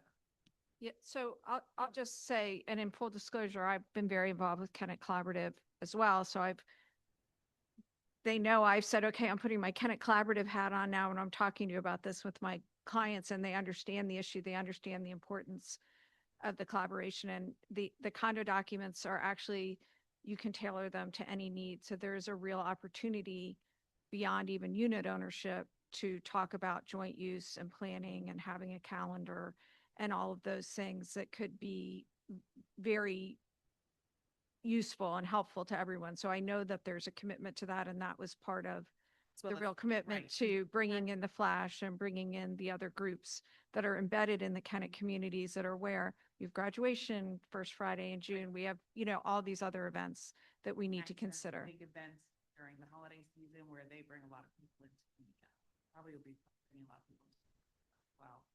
And we do want more use happening, and if they're theater events, like making sure that we're coordinating. You have, I believe, had a number of conversations with Kennett Collaborative as well as the other collaborative groups you're working with, which I think is wonderful. Can you share your insight there in terms of sharing the parking and access and that sort of thing?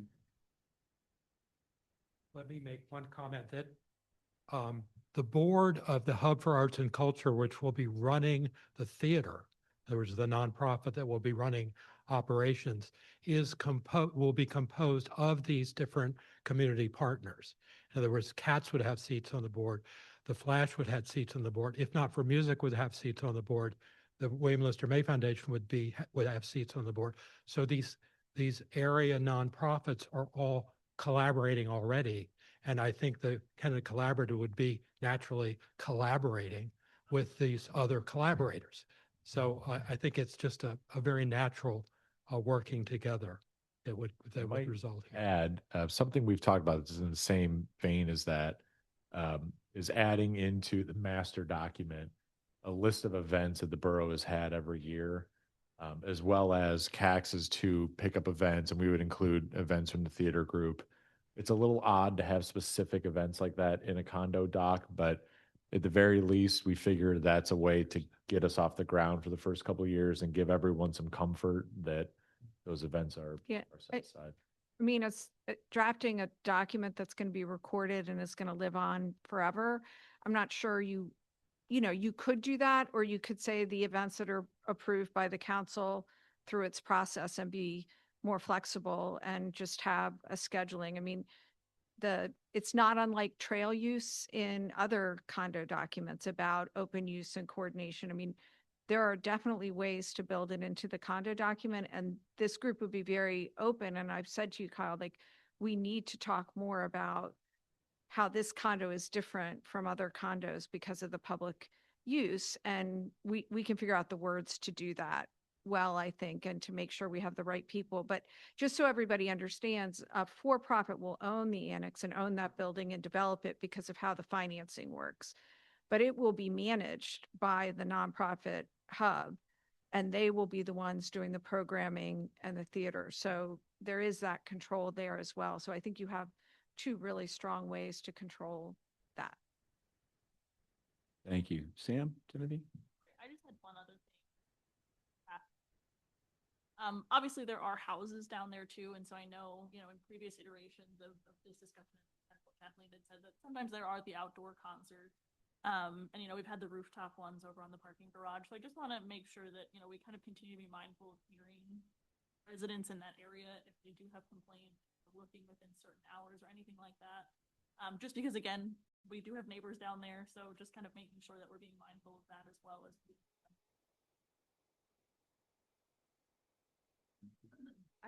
I wanted, if I might take one more minute and invite Roger, who is the chairman of the If Not for Music.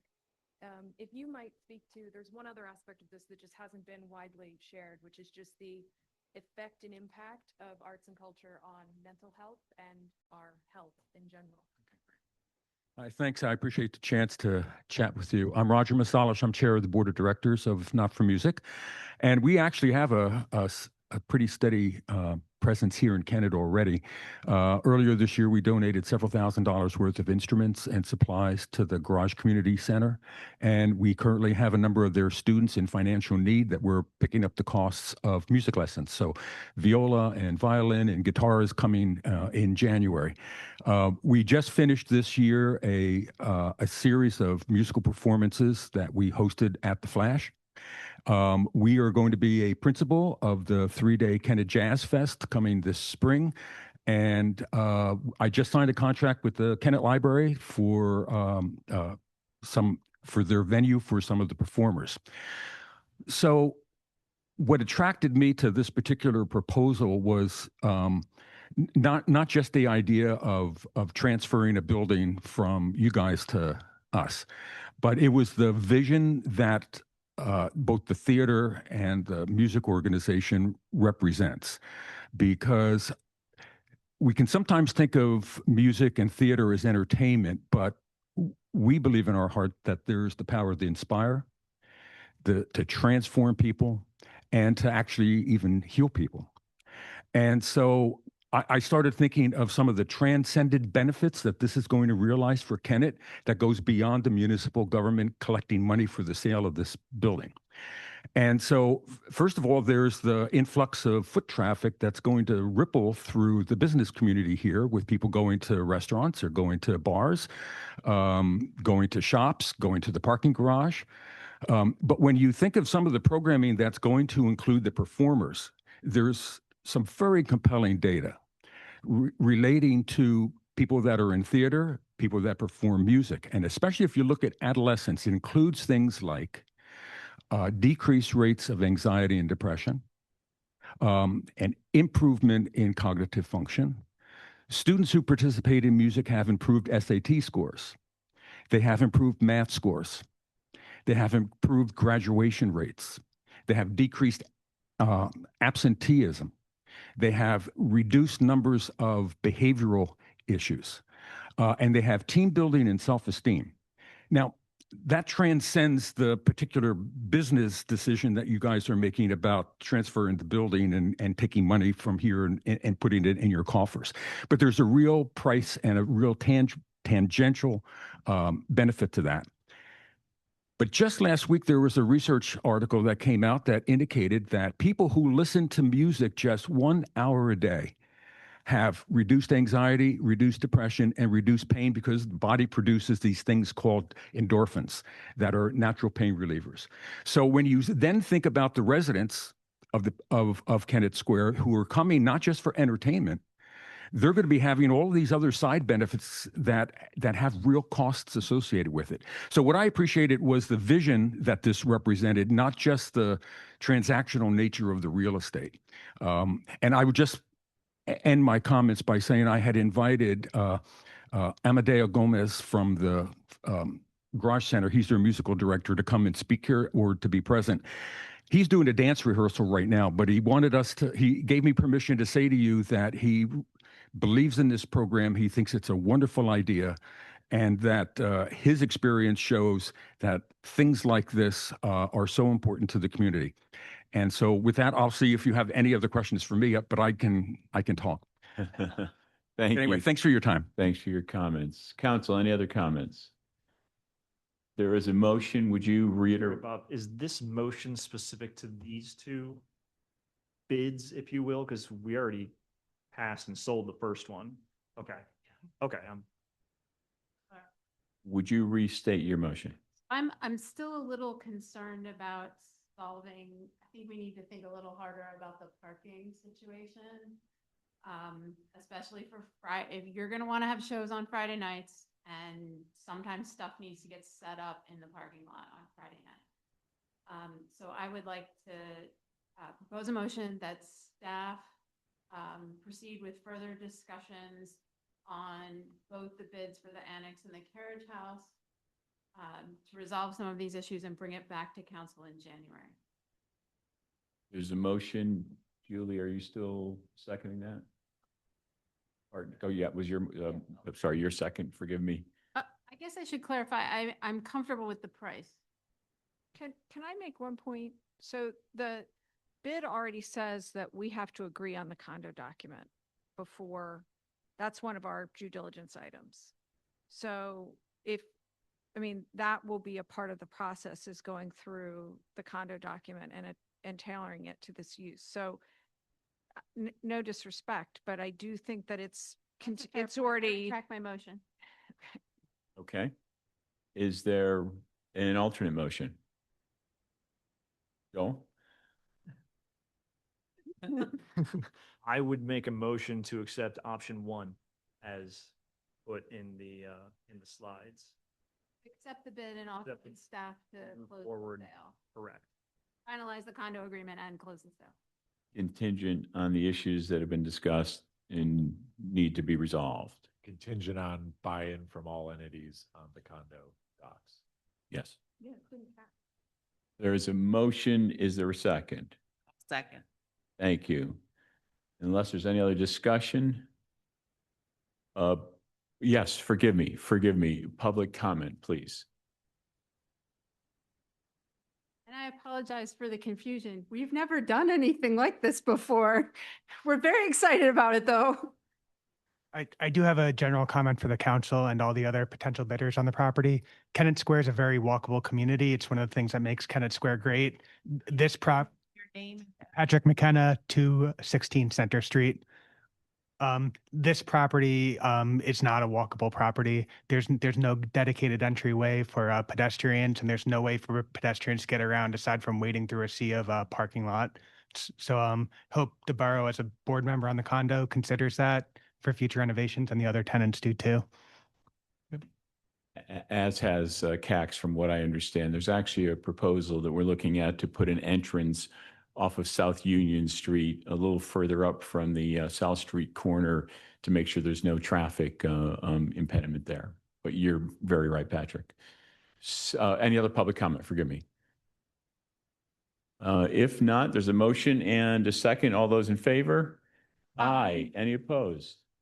It sounds like we love your concept. Let's make it work. Thank you.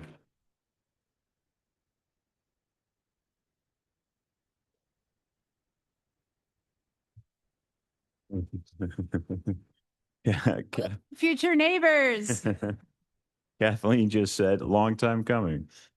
Kyle, consider the extension of the well monitoring agreement on the former NVF site. Sure. Denise, do you want to take this one?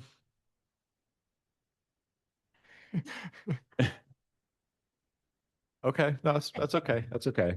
Mike, I'm so sorry. The NVF, Lennar, the potential developer of the NVF site, or at least a portion of the NVF site, has been studying the groundwater on that site for a number of years as part of their environmental remediation. They have those tests. The tests are looking good. The final results are not in. They need more time to finish that. They're requesting an extension to the end of 27 as the far end of that. Yes. With that, any other council or staff discussion? Is it just an extension, or do they need another well drilled? Andy? I believe they need 2 wells, but only one of them is located on borough property. The other one is not located on borough property, so therefore they have to take that up with the owner of that property. So they are looking to install additional wells. There was one additional well, I believe, from my On recollection. borough property. One well on borough property and one well that was located not on borough property. In addition to the wells, we've already allowed them to drill. That's my recollection, yes.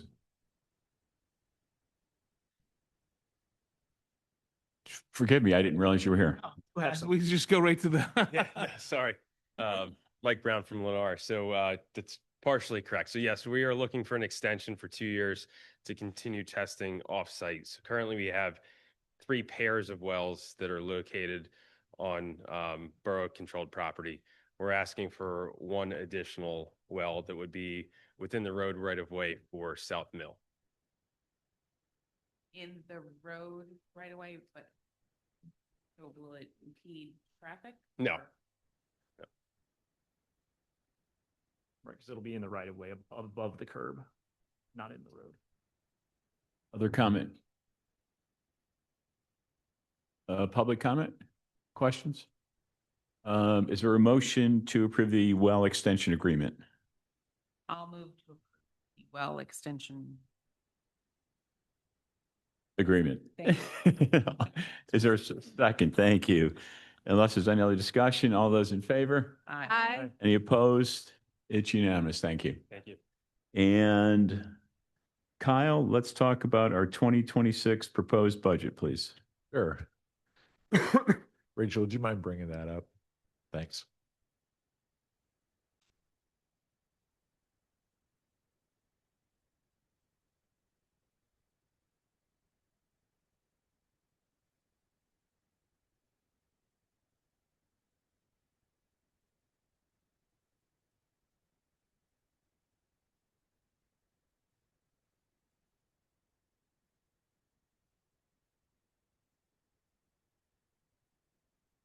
Great, thank you. This is a summarized version of the presentation given the last 2 meetings. It still does take some time given how many accounts and funds we have, but this is an overview of the 2026 proposed budget, and then opening up time for any questions or discussion on it. This is a breakout of the property tax allocation. Just looking at the borough itself, what percentage goes to general fund, capital fund, 56% to the general fund, 15% to the capital fund, 27% to the emergency management fund, which is largely fire and EMS, and 2% to the library contribution, which was approved by referendum. Drilling down into the 56%, the large part there, the general fund, about half, 47% goes to policing. You've got debt at 14%, admin at 11, streets at 10, and then a combination of other finance, legal, planning, zoning, code enforcement, and contributions all adding up to 6%. Sorry, 10%. Then taking the other side of the ledger, the revenue, what you'll see is there are too many to sort of go through here, but about a third, 30% are from real estate taxes. About a quarter, 24% are earned income taxes.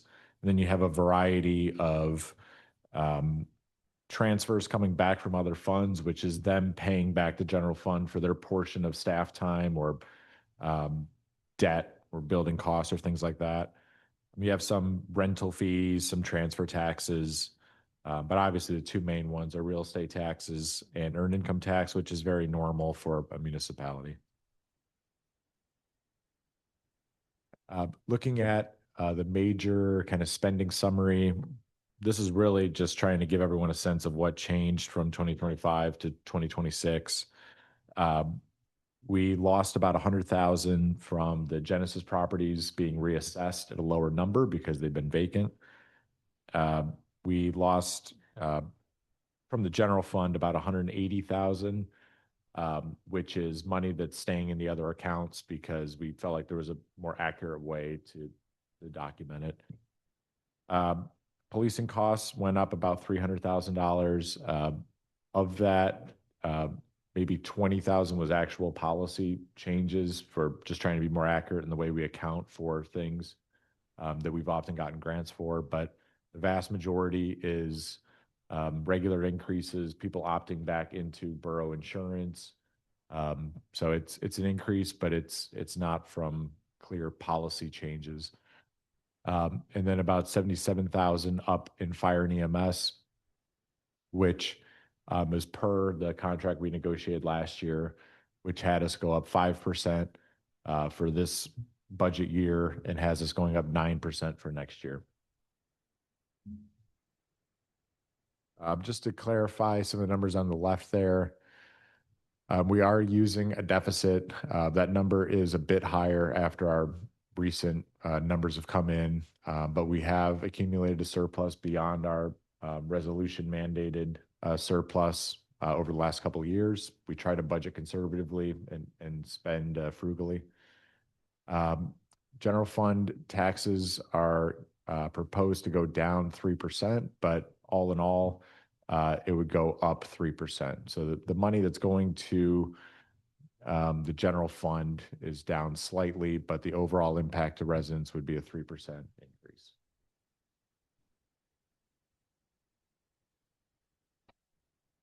That's better explained here.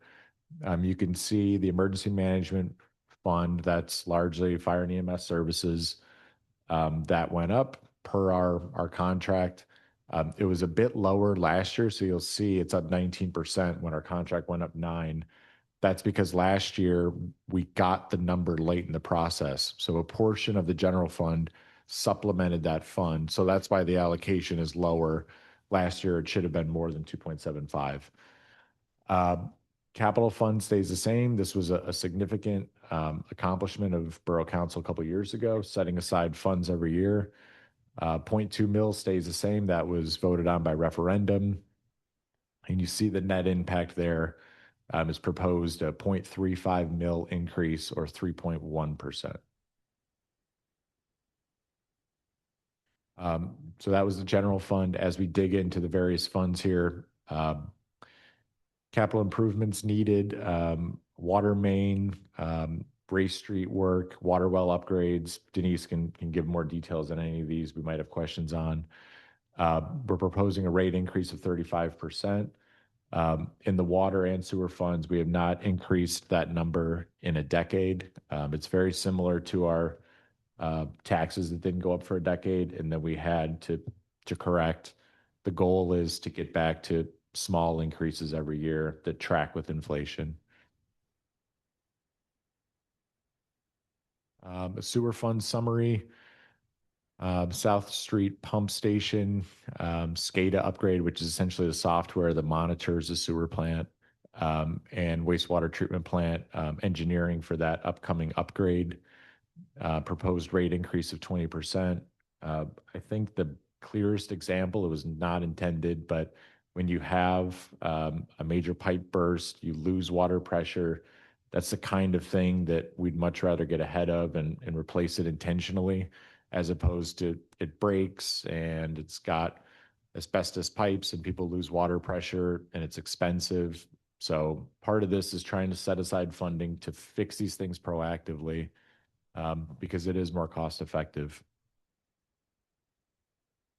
You can see here the details of which projects on which street is not necessarily important, but more so the distribution. So you see that whether it's red, which is paving, or sewer main relining in green, you can see these projects are spread out across the borough.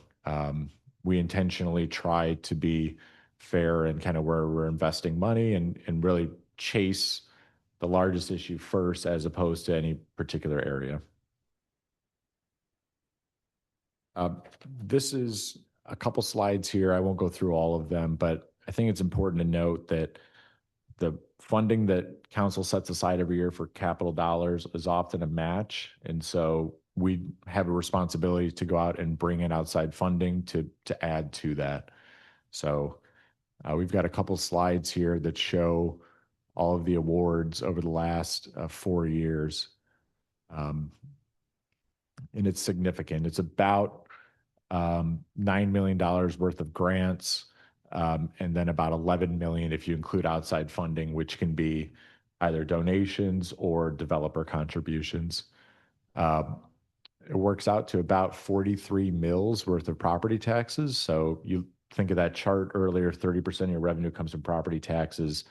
If you can substitute a lot of those with outside funding, that's a huge relief to borough residents. And just to be clear, it's more revenue than we've brought in from property taxes during that time. So we're trying to make these local dollars stretch as far as we can. Looking at our capital fund, this is the fund that has that dedicated 1.75 mil allocation. It's always, road paving is sort of an ongoing thing, and you should always be doing some paving because the road is always degrading. We also proposed here a couple smaller projects, which is there's an issue with the Millers Hill Road that is causing these vibrations in homes next to it, and we can fix that. And we've proposed, this came out of the Public Safety Committee, but proposed some parking and striping improvements in a couple streets on the northwest area. And the idea is that it's a pilot effort for us to see if we can reduce some concerns with speeding by striping and do it a little more economical than large curbing and really expensive upgrades. The Emergency Management Fund, again, the contract calls for 9%. It's an increase of 19, but that's because the numbers came in late last year. So there was an allocation from the general fund. So the 2.75 mils was supplemented by general fund money. The 3.28, since we know it in advance, is the amount needed for that fund. And we do this just to try to be transparent with, so that people understand where their borough dollars or tax dollars are going. The Liquid Fuels Fund may be the simplest fund that we have. This is revenue that we get from taxes that you pay on gas, and it comes to the borough. And we have to be very clear. There are not too many uses for it. It's largely paving efforts, and it'll get you about 1/10 of a mile a year. So it's not a huge amount, but it certainly helps. Looking at the Solid Waste Fund, this is really the trash contract. So the borough charges everyone a fee. We collect all that money, and then we contract for trash and recycling services. So the thinking is some townships do it, some boroughs do, some don't. The thinking is if we can buy as a large entity, we might be able to save people money. So the 3% increase is rolling forward some surplus, just trying to make it balance with as little increase as possible. The parking fund summary, and Nick can give some more details on the mechanics here, but we're proposing an increase of $840 to $900 for the annual garage parking pass. The fund is going to struggle in 2026 and 2027 due to the Genesis changeover. We need for the new tenants to occupy it and begin to have parking passes. So the proposal here is to use reserves in the parking fund, which are approved by resolution. So we have to vote to use those funds. And because some revenue or some costs rather came in higher over the last couple of weeks, to also put in a loan from the general fund to the parking fund to balance it. So Nick can go through some of the logistics or the details on that, but we knew the next 2 years were going to be tough. Planning, zoning, and code enforcement fund summary. We've tried to simplify the process as opposed to counting the number of items in a construction project. This is based on the projected cost. We're trying to limit the amount of wasted staff effort and try to make it fairer and more even across all of those who pay. But we did also put in an increase of about 20 to 25% for most services. And our goal here is to make this fund self-sufficient because our general fund is extremely taxed, for lack of a better word. And if we can make other funds self-sufficient, that helps that over time. So I just gave a lot there. Happy to answer any questions. So the parking fund is got an issue because Genesis is no longer paying a portion of it. When is that building sale?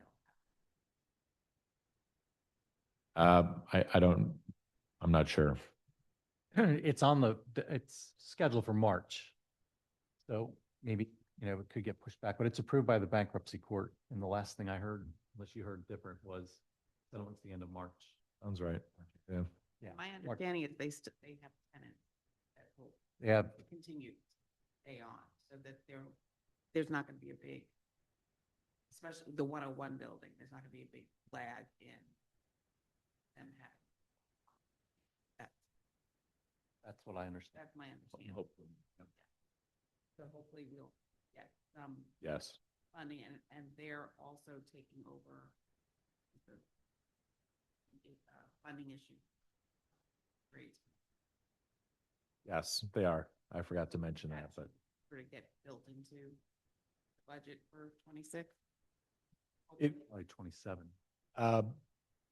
yeah, so it shows up as a net negative in probably 27, depending on when it happens. But it doesn't show up in the 26 budget because it's just a capital item that we don't have to fund. But it is a significant amount of money. And is the solid waste, we're doing it at a 3% increase, is that because Lozinski is giving us a 3% increase? We're just passing that off. Yeah, our contract is slightly more, but we had some fund balance there. I want to make that. Yep. I missed. How much is the loan from the general fund to parking? Nick, what was that number?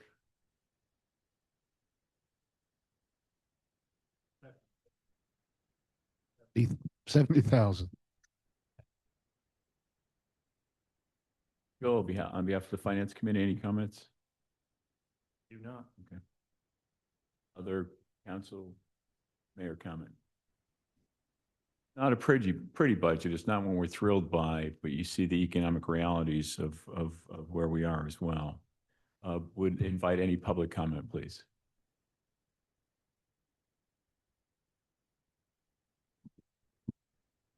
I don't have the budget in front of me that I was looking at, but I asked the last time, what about this tuition reimbursement and student loan reimbursement? I think it was $20,000. That's been taken out. Okay, thank you. Then the other thing is 600 South Broad Street. What's our tax total cost going to be? I hear about the sale and all these people are gone now. I heard about we owed a huge tax bill that you negotiated with the school and got it down to 53,000 based on just the usage that you had in the building. So what is the new tax rate going to be from the school? And how has that been acquainted into that budget? Yeah, that's part of the benefit of doing a condo versus a rent. I know, but that's not my question. How much is that tax going to be? And how have you configured that into that budget? Now, I'll move on that because the answer was too slow. Now, water and sewer pays for itself. So don't tell me you have to beef that up. That belongs to the citizens. It don't belong to you. And if you don't have anything in there, I know you done borrowed from it. And you can't deny it. We paid for that. That water and sewer is ours, and so is the plant. Outside funding, we're not driven on. All that with the 9 million and all that crap, it spells Birch Street over and over again, where we shut out people who could have been first-time homeowners and lived in those homes these years. Because everything you want to do culturally and elitely is ridiculous. Those houses have been sold. The whole thing is owned by whoever LLC on Birch Street. And the money that they've used and put into the ventures they saw as good for Kennett, not what the citizens saw. The trailblazing, the Cypress Beach, the creamery that went in without permits. Electric, construction, everything just opened up. Oh, that's how it started, Ellie. It never had a permit at all. It didn't have one. Tony Talmani was in here. And he approved it. Tony Talmani was in here. He might have been on the harp. He didn't go to where the electrician was, the plumber. Tony Talmani, EMT, Services and Fire, came in here and asked about that and told these people, you don't even know what's going on. And all the news media came here and bombarded our town. Liquid fuels, how much is that? 63, roughly $163,000. Okay, well, liquid fuels comes in because we own state and Cypress. That's the only reason you get it. So they're not supposed to give you big money. They give you that for those street repairs that are in need of repair. Striping on the northwest, I take that's Walnut Street. No, I It's don't think not? so. I think we had talked about it on, was it East Linden? West Linden? West Linden. Anyhow, the parking fund, all right, I see what you say. You're trying to get that money back, but that's a lot of money. And that's a lot of money you're putting on the citizens. You haven't substantiated a thing. You just hurt our feelings even more. Are there any other public comments?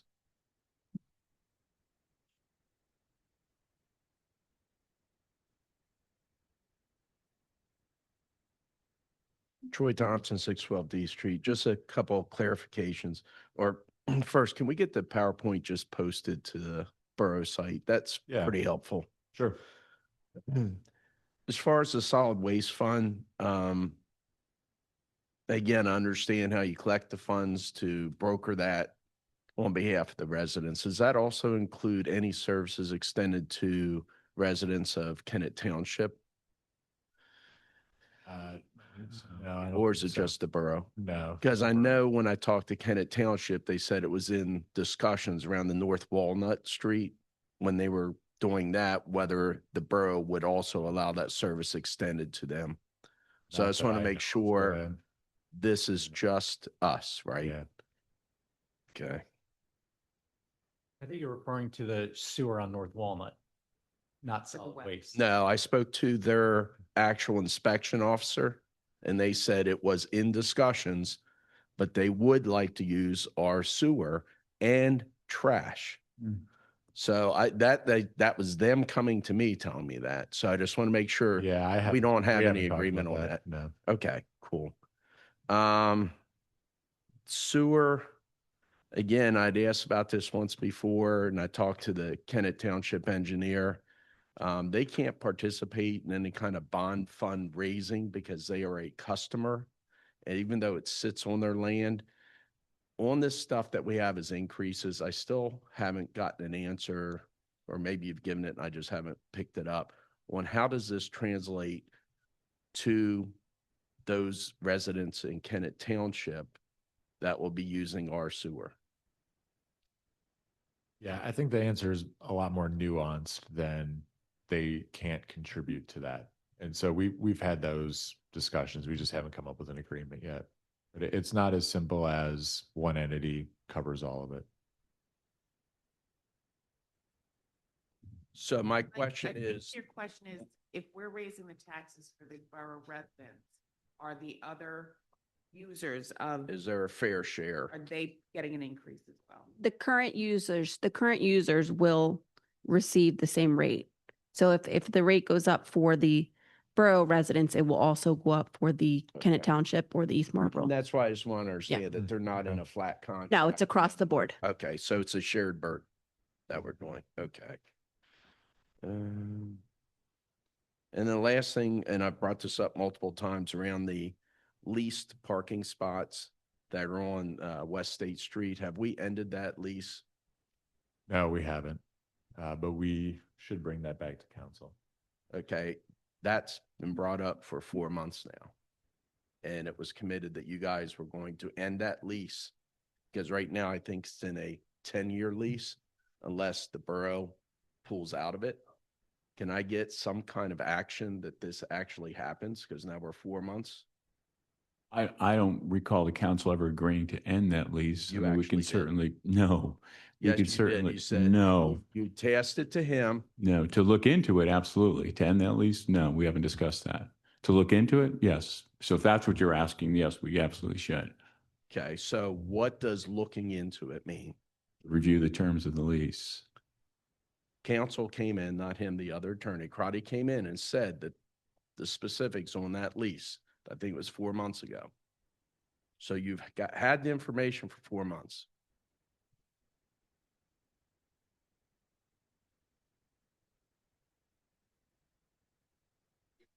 And that was the comments that came back from council was we feel that we should be terminating that lease. Terminating just means he still has 10 years on the lease. Yeah, I think we should bring it up for discussion. There's no question. I think we do owe you that, yes.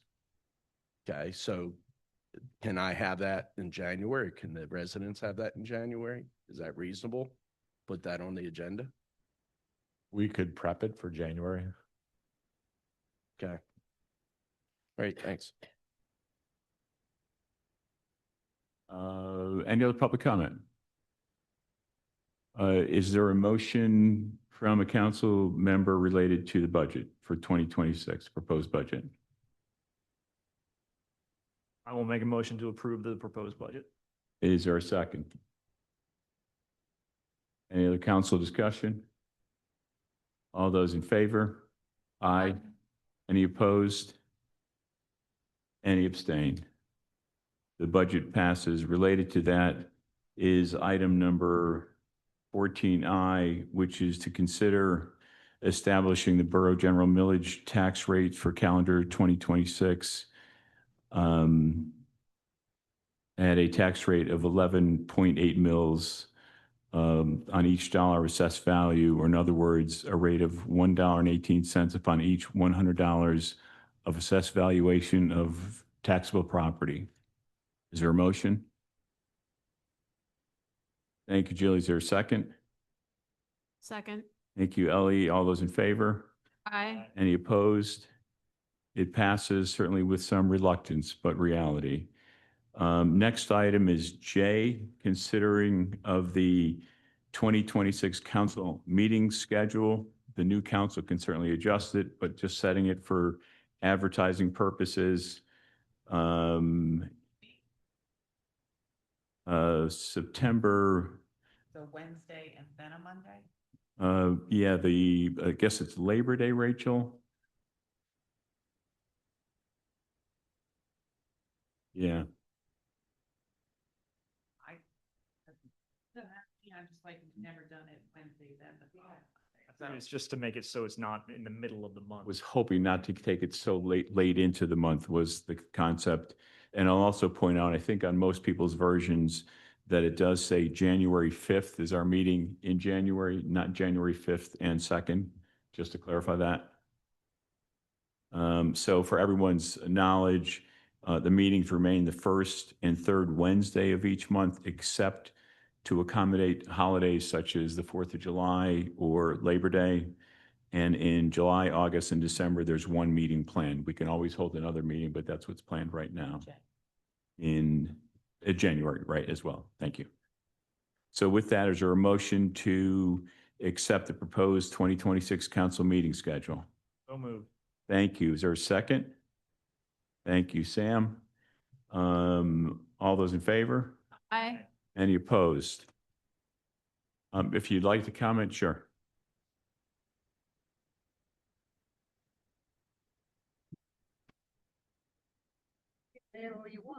The bottom line, the new council, what? like to talk, keep talking. No, you don't, and you should. One at a time, please. You don't and you should. The bottom line is you shouldn't have taken that vote. I think You're that's, three people. I think that's a fair comment. There's three people coming in, new, and they're going to reorganize. You don't have that right to organize a forum. Not sure if you heard me, but I said I don't care. council can you- change. But you're trying to set it in stone right here, mister. You got your chisel. You got your chisel out. It's in the stone. I know your deal. Please, we look forward to your comments. I know the deal. You don't have to try to embarrass me because you will not stand up in the court, Mr. Norris, with your behavior. And I'm the only one who will call you on it. Please, And anybody else sitting up there. please impart your wisdom on us. Should be a disgrace that you're trying to dictate again in the next 4 years or even in the next year. We have never approved a schedule in no December. Every year we have. Well, no, in my knowledge, we haven't. And you second anything, Fedek. Bottom line is this, that is their choice, not yours. And that's dirty pool. Calling you out. I'm sorry, Charlie, I'm gonna disagree with you. We do this every December.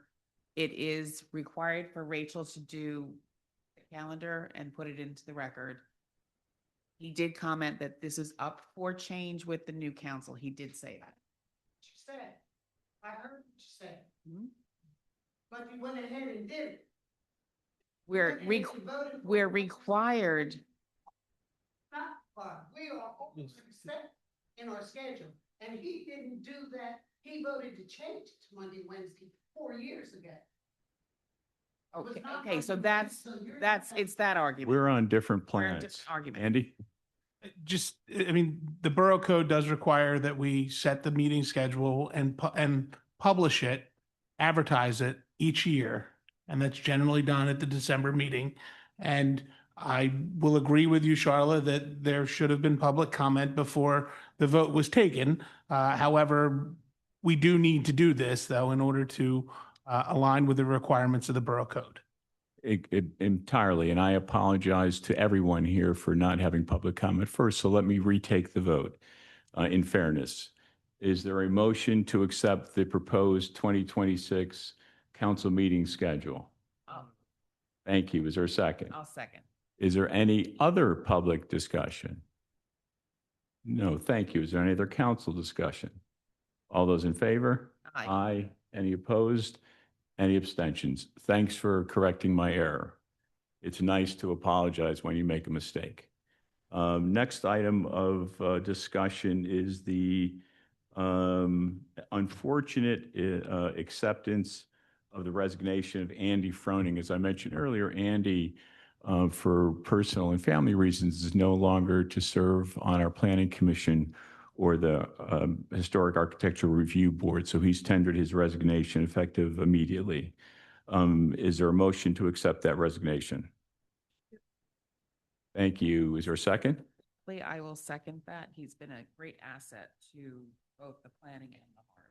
Thank you. I see no need for public comment when it comes to that. All those in favor? Any opposed? Thank you. And thank you very, very much, Andy. Consider the bills for payment. Is there a motion to accept the $728,522.44 for the bills in the period October 9th through November 14th? Is there a motion? I'll move to accept the bills paid. Thank you very much. Is there a second?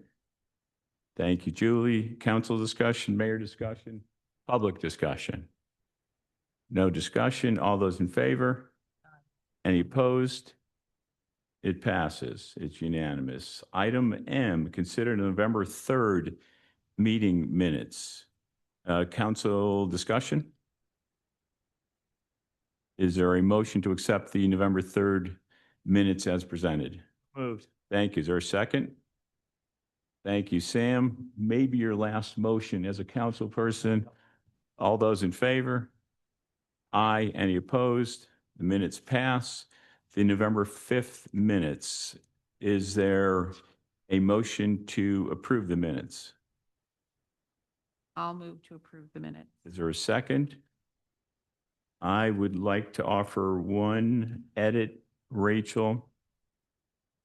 Very last comment under council manager mayor comments. It reads, President Norris recognized Councilmember-elect Amy Regal, sorry. Can you also insert and Juan Tafola and Councilmember-elect Matos, who was not present? They were all recognized and congratulated for their election. With that edit, all those in favor? Aye. Any opposed? The minutes are official. And we still have a number of items. The acceptance of the winning bid for the auction police vehicle. Chief? Hi, good evening again. So the auction concluded this morning for the vehicle that you approved to be put up for sale last month. The final result came in at $4,501 to the top bidder. So I would ask council's permission to proceed with that sale, which we've already set up for tomorrow morning to transfer the vehicle out.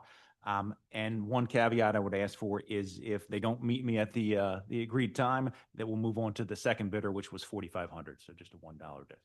But I don't expect there to be any issue. Thank you, Chief. Is there a motion to accept that? So moved. Thank you very much. Is there a second? Second. Thank you, Timothy. Maybe your last motion as a council person. Chief, question, Officer Runyon, is that a police officer? Do we know? Does it matter? It says Office Runra. Last name's Unruh. Okay. That's just. Okay, fair enough. All those in favor? Aye. Any opposed? Next item is the acceptance of the recommendations and the special event permits. These are all related to Kennett Collaborative, and it's basically all their 2026 events. I did speak to our solicitor earlier. If we want, we can take these as one vote, but if there's any issue on any of them, we really should take them separately. So with that, let me ask the mayor and Kathleen if you guys have any comments as it relates to the safety committee. We went through every one of the permits. All were recommended for approval by the committee and by both the police department, fire department. So all of our recommendations are that all of these be permitted as, or be authorized as the permits were submitted. Kyle, Chief, any other comment? The only thing I would like to add, and I don't know if Daniel is still, online. We added the potential costs for the PD for each of these, which is on the agenda as the financial impact. The one event that I've tried to hold back from putting a cost to was the Holiday Light Parade annually. Unfortunately, going into next year, the continual rise of costs, there's no way we can continue to do that. So you will see a cost for the PD services for that on the 26 version. And I will say this will probably be more of a public safety discussion. Based on what we experienced at this year's parade and the attendance levels, it's going to require more staffing, more personnel, some outside entities. So I would expect that cost to go up. This is just the Kennett Square Police Department cost. Thank you. On the line. Thanks for calling that out. That's consistent with what we were expecting based on the significant growth of that parade. Just for clarity's sake, that the costs, you didn't see it in the agenda, the actual cost for police overtime, the cost for public works time is covered by the person requesting the permit. So that there's a net neutral cost to the borough for all the events. With that, is there a motion to accept the Kennett Collaborative slate of 2026 event special application permits for the farmers markets, third Thursdays, Winterfest, Summerfest, Memorial Day Parade, Clover Markets, Brewfest, Candy Trail, Holiday Light Parade, and Tinsel on the Town? I will move to approve those events. Possibly your last motion. Possibly. Is there a second? Second. Any council discussion, mayor discussion, staff discussion, public discussion?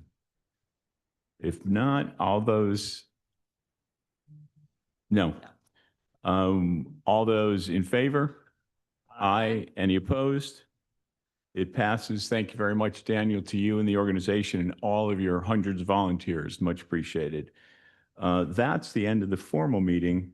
Now we look with bated breath for comments.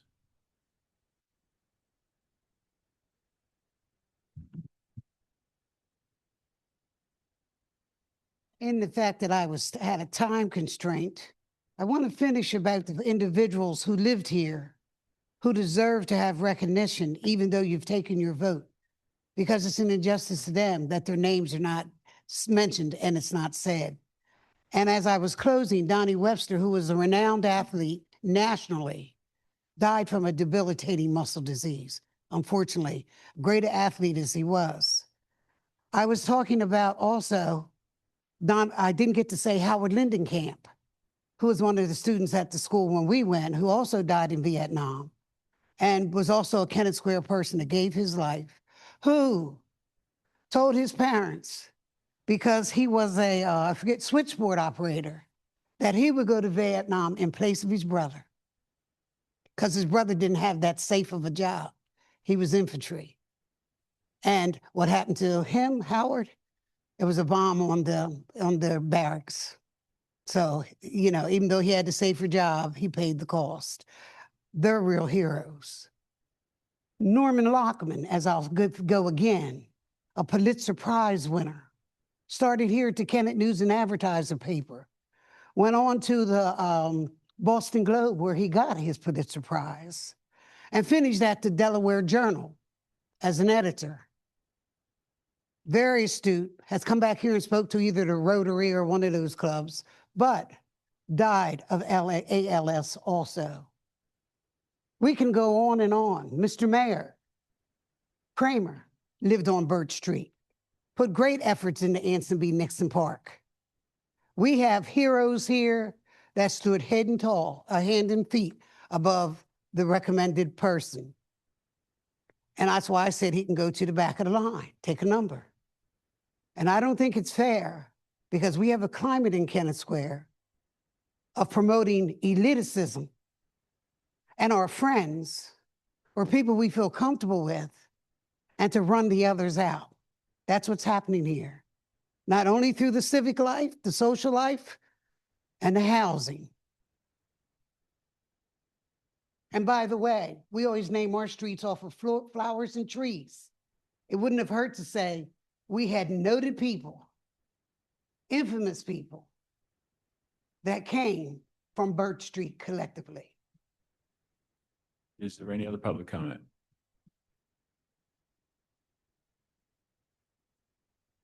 Hi, I'm Leah Leon. I live at 128 Magnolia Street. I just want to encourage council over the next month until the January meeting to really dig in on what happened at 214 Center Street. I wouldn't call the demolished structure a shed. It was one of those historic carriage garages like exist all over the borough. And I reviewed the permit application. I didn't see anything in there about replacing the front porch at all. To my recollection, it said something more general about like necessary exterior repairs, and didn't specifically call out that the front porch was to be replaced. Regardless, I don't think that it should fall on borough staff who have enough to do to also hold the hands of property owners. Borough staff are great resources for all of us residents here in the borough, but it is incumbent on property owners to know our obligations. Property owners are all on notice of what's in the code. It's fortunately easier to access now than it ever has been before. And as a resident, I've spent a lot of time figuring out what's required of me. I have reviewed the code online. I've talked to Esther. I've talked to Joe. I've been through HARB and council for my own property. And I respect the process. It's really unfair to residents when an out-of-town business comes in, buys a property, and fixes it up in a way that favors the business's bottom line without regard for our town, its residents, and our code. So I know this isn't up for decision today, but I'm concerned about the precedent that could be set by this property, and I would really encourage you to take a look in the time that you now have and get a better understanding of exactly what happened before the next meeting. Thank you. Thanks for your comment. I think we very much agree with you, and that was the reason to table it, is to get more facts and better understand what the issues are and what the impact is, both from a HARB and a permitting standpoint, and also from a short-term rental standpoint. Yeah. And I certainly do agree, Ms. Watson, that there are a number of other people in town, and I think it's incumbent upon the council to search them out and to find ways to honor them as well. Mr. Thompson? One point still showing as TBD, as far as renaming honorary Birch Street, there was a TBD there. Is there a cost to that? Opportunity cost of staff as well as out of pocket. I don't know offhand, but it's the cost of someone ordering a sign. Denise, do you know that? It would be a very minimal cost. It would just be signage, and that's minimal. If I had to put a And the number reason to I it. bring this up, I pulled the 990s for the individual's nonprofit. It's a $30 million asset, his nonprofit. The fact that we're increasing taxes, even though it's a small amount for the sign, I think it sets a bad precedent. You're increasing taxes, but you're honoring somebody. And again, I suggest you all go out and pull all the 990s for these nonprofits, see how much they're getting as service fees and so forth for the grants, and make that part of your consideration. Thank you. So I would, And if you'd like, I've got copies of them. thank you, Troy.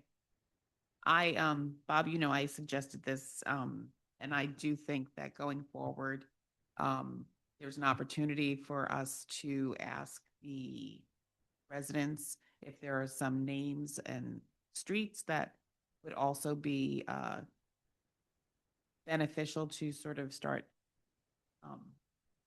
honoring some of our past residents. And this was a conversation that was had. So I think this opens a door for that opportunity in the future.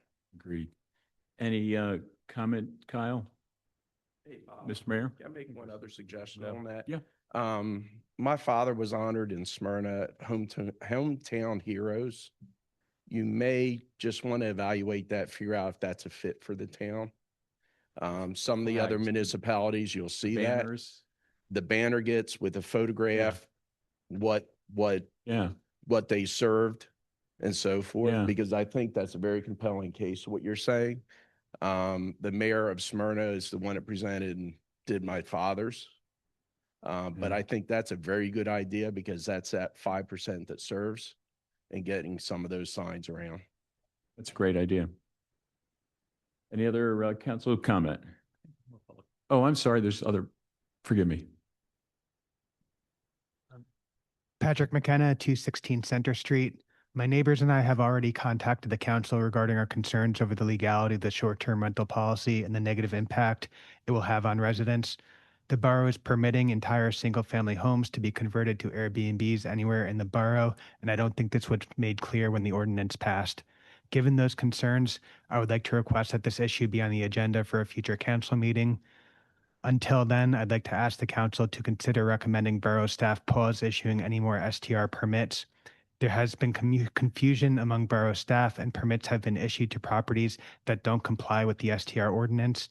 Each additional permit issued represents the potential permanent loss of long-term housing for residents in favor of housing for tourists. Thank you, Patrick. Are there any other public comments?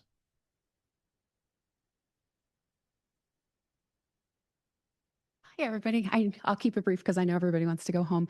My name is Colleen Cole. I am going to be representing the project over on 214 Center Street as the property manager, and I'm here on behalf of the owner this evening. I'm definitely not here to argue the right and wrong of short-term rentals. That's not my job. I do want to say to the council that they do recognize a mistake was made with the front porch.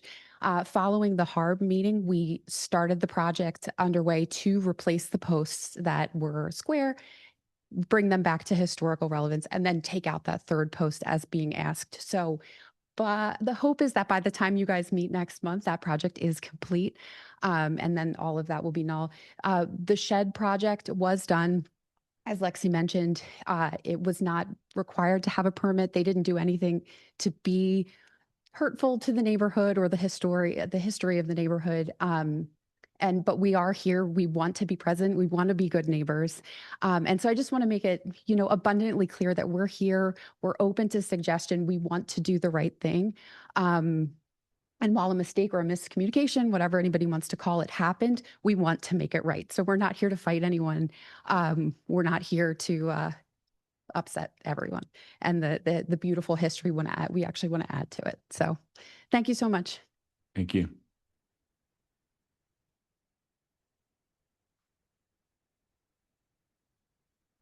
Lynn Brenner, 207 Center Street.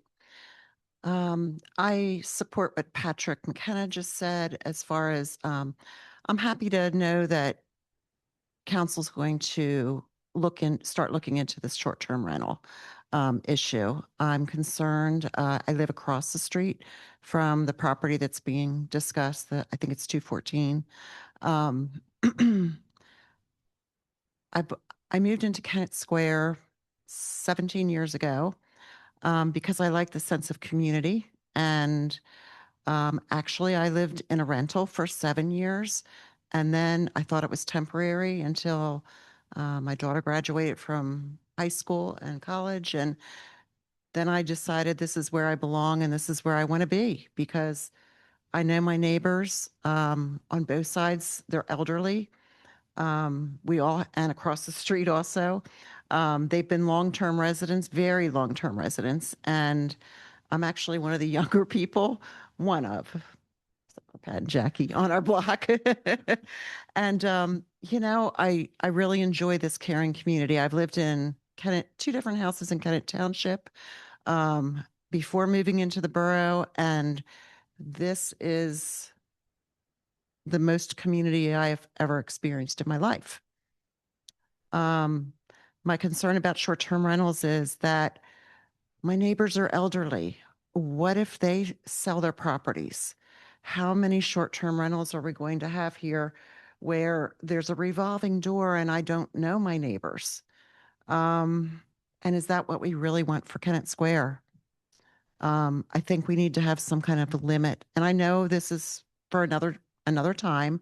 I don't know if I'm going to be at one of those meetings or not at this point. So I just wanted to voice my concerns about the impact that short-term rentals will have on our community and our neighborhoods. Thanks.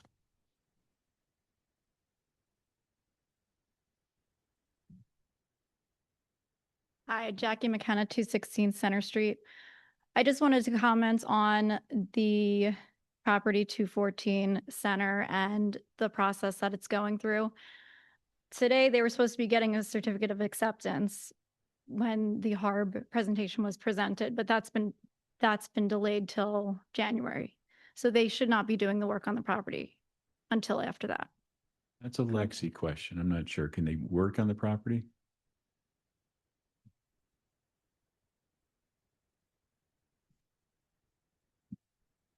Yeah, they can still do the hard work because you guys would be issuing the certificate of appropriateness that what the work they did was compliant with what HARB wanted. I can have Andy confirm as well. But are you doing that certificate now? We haven't voted on the certificate of appropriateness, no. So do they not want the owners to do the work to restore it back to HARB? Is that what we're saying? Well, you can't. It's not my choice. This is the process. It's more of a legal question. I don't mean to pass the buck, but I think if what they're trying to do is to bring it back to what it was, is that? I don't know. Andy?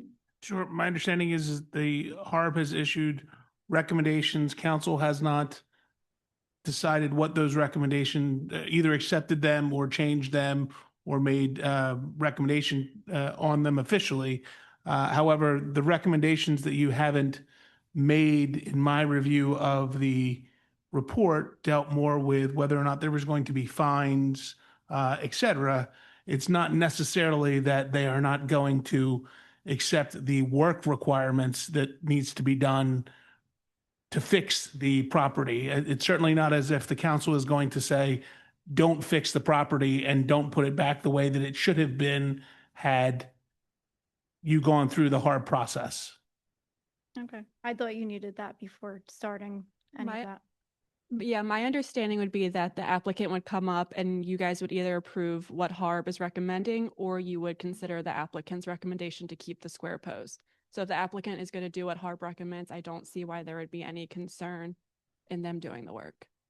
I mean, the council hasn't acted on it. So I guess by rights, it sounds like it should be frozen sort of right where it is right now, which I guess is the inappropriate way. I'm asking, I don't know. Well, I mean, I think it's kind of buyer beware, so to speak, with it. if they want to proceed with moving on and doing the work and then take the risk of council coming back in and saying that you shouldn't have done the work to restore it back to where it was, which I don't know that council would do that, but you certainly could. It would be just like any other time that a homeowner or a business proceeds without some type of official permit, but there is a permit to do work, correct? Yeah, that's where I'm confused. I feel like the best option going forward would be that we would vote tonight on the certificate of appropriateness for Harb, and then we could table the fines. I don't know if that's an option. I don't know if it's too late in the game for that, but Not anymore. no. Yeah. Yeah. So I don't, but also I don't want to push off the owners from bringing it back to Harb once we're going to get into the winter months and you can't find contractors. So I mean, The actions, I mean, the council has decided not to act on it. We've tabled it. So I think the safest thing is for it to freeze where it is right now. Yeah, I'll defer to legal. Yeah, I mean, I don't think that we can tell them what they can or can't do. It's up to the property owners to do what they want to do, and then they The will consequences. face the consequences. And we can certainly review that with them and explain to them what the options are. That's our legal advice. I think we should follow that. Okay, thank you. Thank you. Any other public comment? With, That went in a lot of circles. So they've done work. It was then brought to Harb.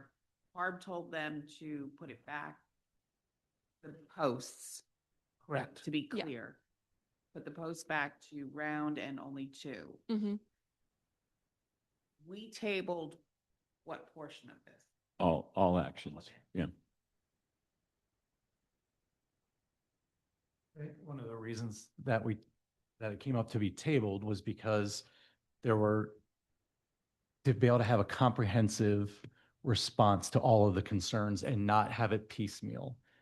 If council remembers, I forwarded on Thursday notes from Mrs. Leon and our conversation. So I forwarded the documents that she provided to me and my notes from our conversation. I forwarded to council and to Mr. Karate, as well as a couple other phone conversations I had with other residents about it.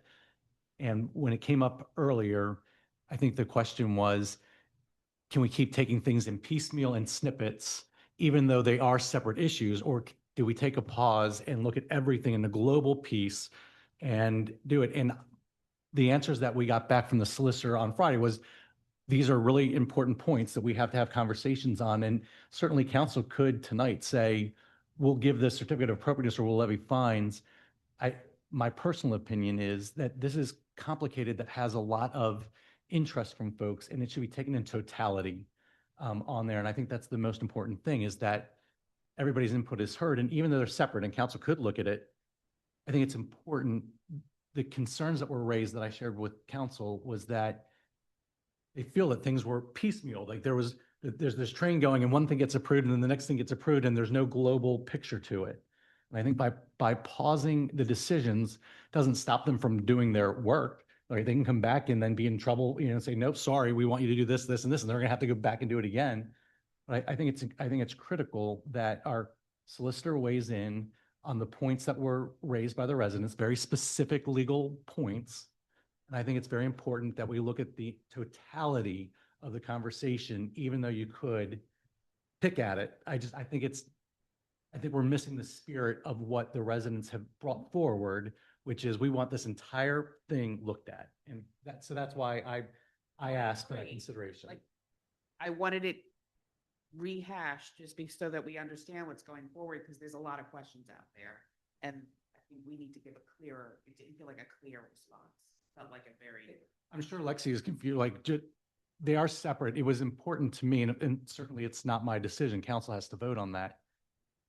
I feel like we owe the folks that have raised concerns a complete and comprehensive answer to all of the concerns and not piecemeal questions, even though they are separate code and they're separate different things. I think a comprehensive review and response is warranted on every point that was brought up. Lexi, are you clear in terms of what your responsibilities are? I will say I understand giving everyone a clear direction and everyone the same answers and making sure they're all on the same page. However, I feel like these are all separate entities when you get into ZHB, when you get into HARB, when you get into rewriting ordinances, where I don't know if we should hold an applicant up so we can piecemeal something that might take months. Figuring out the short-term rental ordinance that could take months, years. It took us 2 years to do the last one. So I'm just really concerned that this is going to be drawn out way too long. And we have other short-term we have another Center Street short-term rental application. What do I do with that? Like there's more to come. There's more HARB issues. There's more ZHB issues. We're kind of in a standstill and staff doesn't know what to do. So that's kind of the position we're in right now, where I think the answer is we're taking a step back Mhm. to look at all the issues related to this 214 as well as the short-term rental issue. I have a question for the solicitors. Do we have an obligation, does council have an obligation in our timely response? So in other words, is there any legal requirement that council has to take action on this thing? I understand the frustration for staff, but is there a legal obligation? Because I'm less concerned about applicants than I am about the process and the timely input from residents, right? And I'm not suggesting that our solicitor may not come back and suggest that the short-term rental, that everything's fine and we should move forward. I'm suggesting that we need to pause until we answer these important questions. But I'm just asking, is there a time frame of which, if there's an applicant sitting there now for a short-term rental on Center Street, is there a time frame from receipt until response? For the applicants, new one. the new applicants are out there. I just want to make sure that I'm clear of that. And Lexi, correct me if I'm wrong, but my understanding of reviewing the ordinances, there is not a time period that is required for the borough to review the applications. Building applications, are you referring to like the HARB and ZHB? I know we're talking about three different, we're Yeah. talking about the whole, but for the specific Center Street short-term rental application that you mentioned. I'd have to check, but usually a building application is within 15 days. They have to be either approved or denied. And if we don't give one of those decisions, then it's automatically approved Okay. through the state. But I don't know if that's the same for use and occupancy. So what we'll then have to do is let us work with Lexi, and on those, we will make sure that on any new applications, we will make sure that we protect the borough's interest on moving forward so that they are not just automatically approved via time. I really appreciate, I understand it's frustrating for staff. I do get it. There were many people that reached out about this issue, and I feel like we owe them, as long as we're not binding the borough by default approvals. I think it is just such an important issue. I don't remember the last time I asked staff to take a step back and wait on anything ever.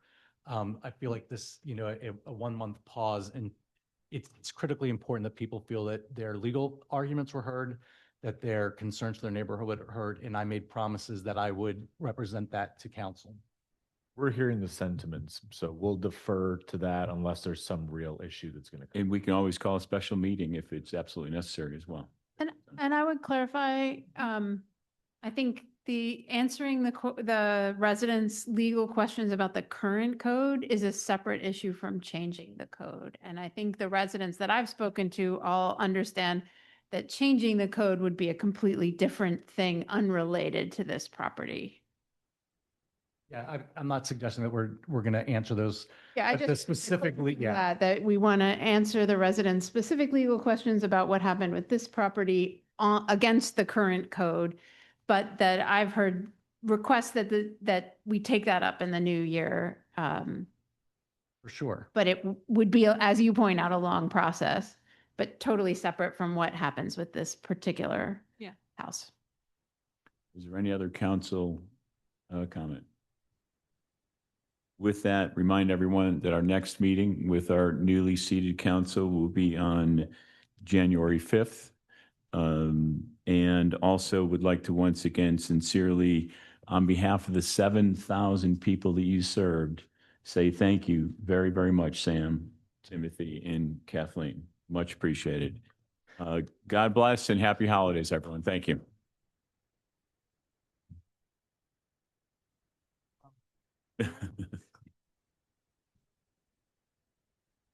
No, I hear them. Yeah. Yeah. Yeah. It's my friend down there.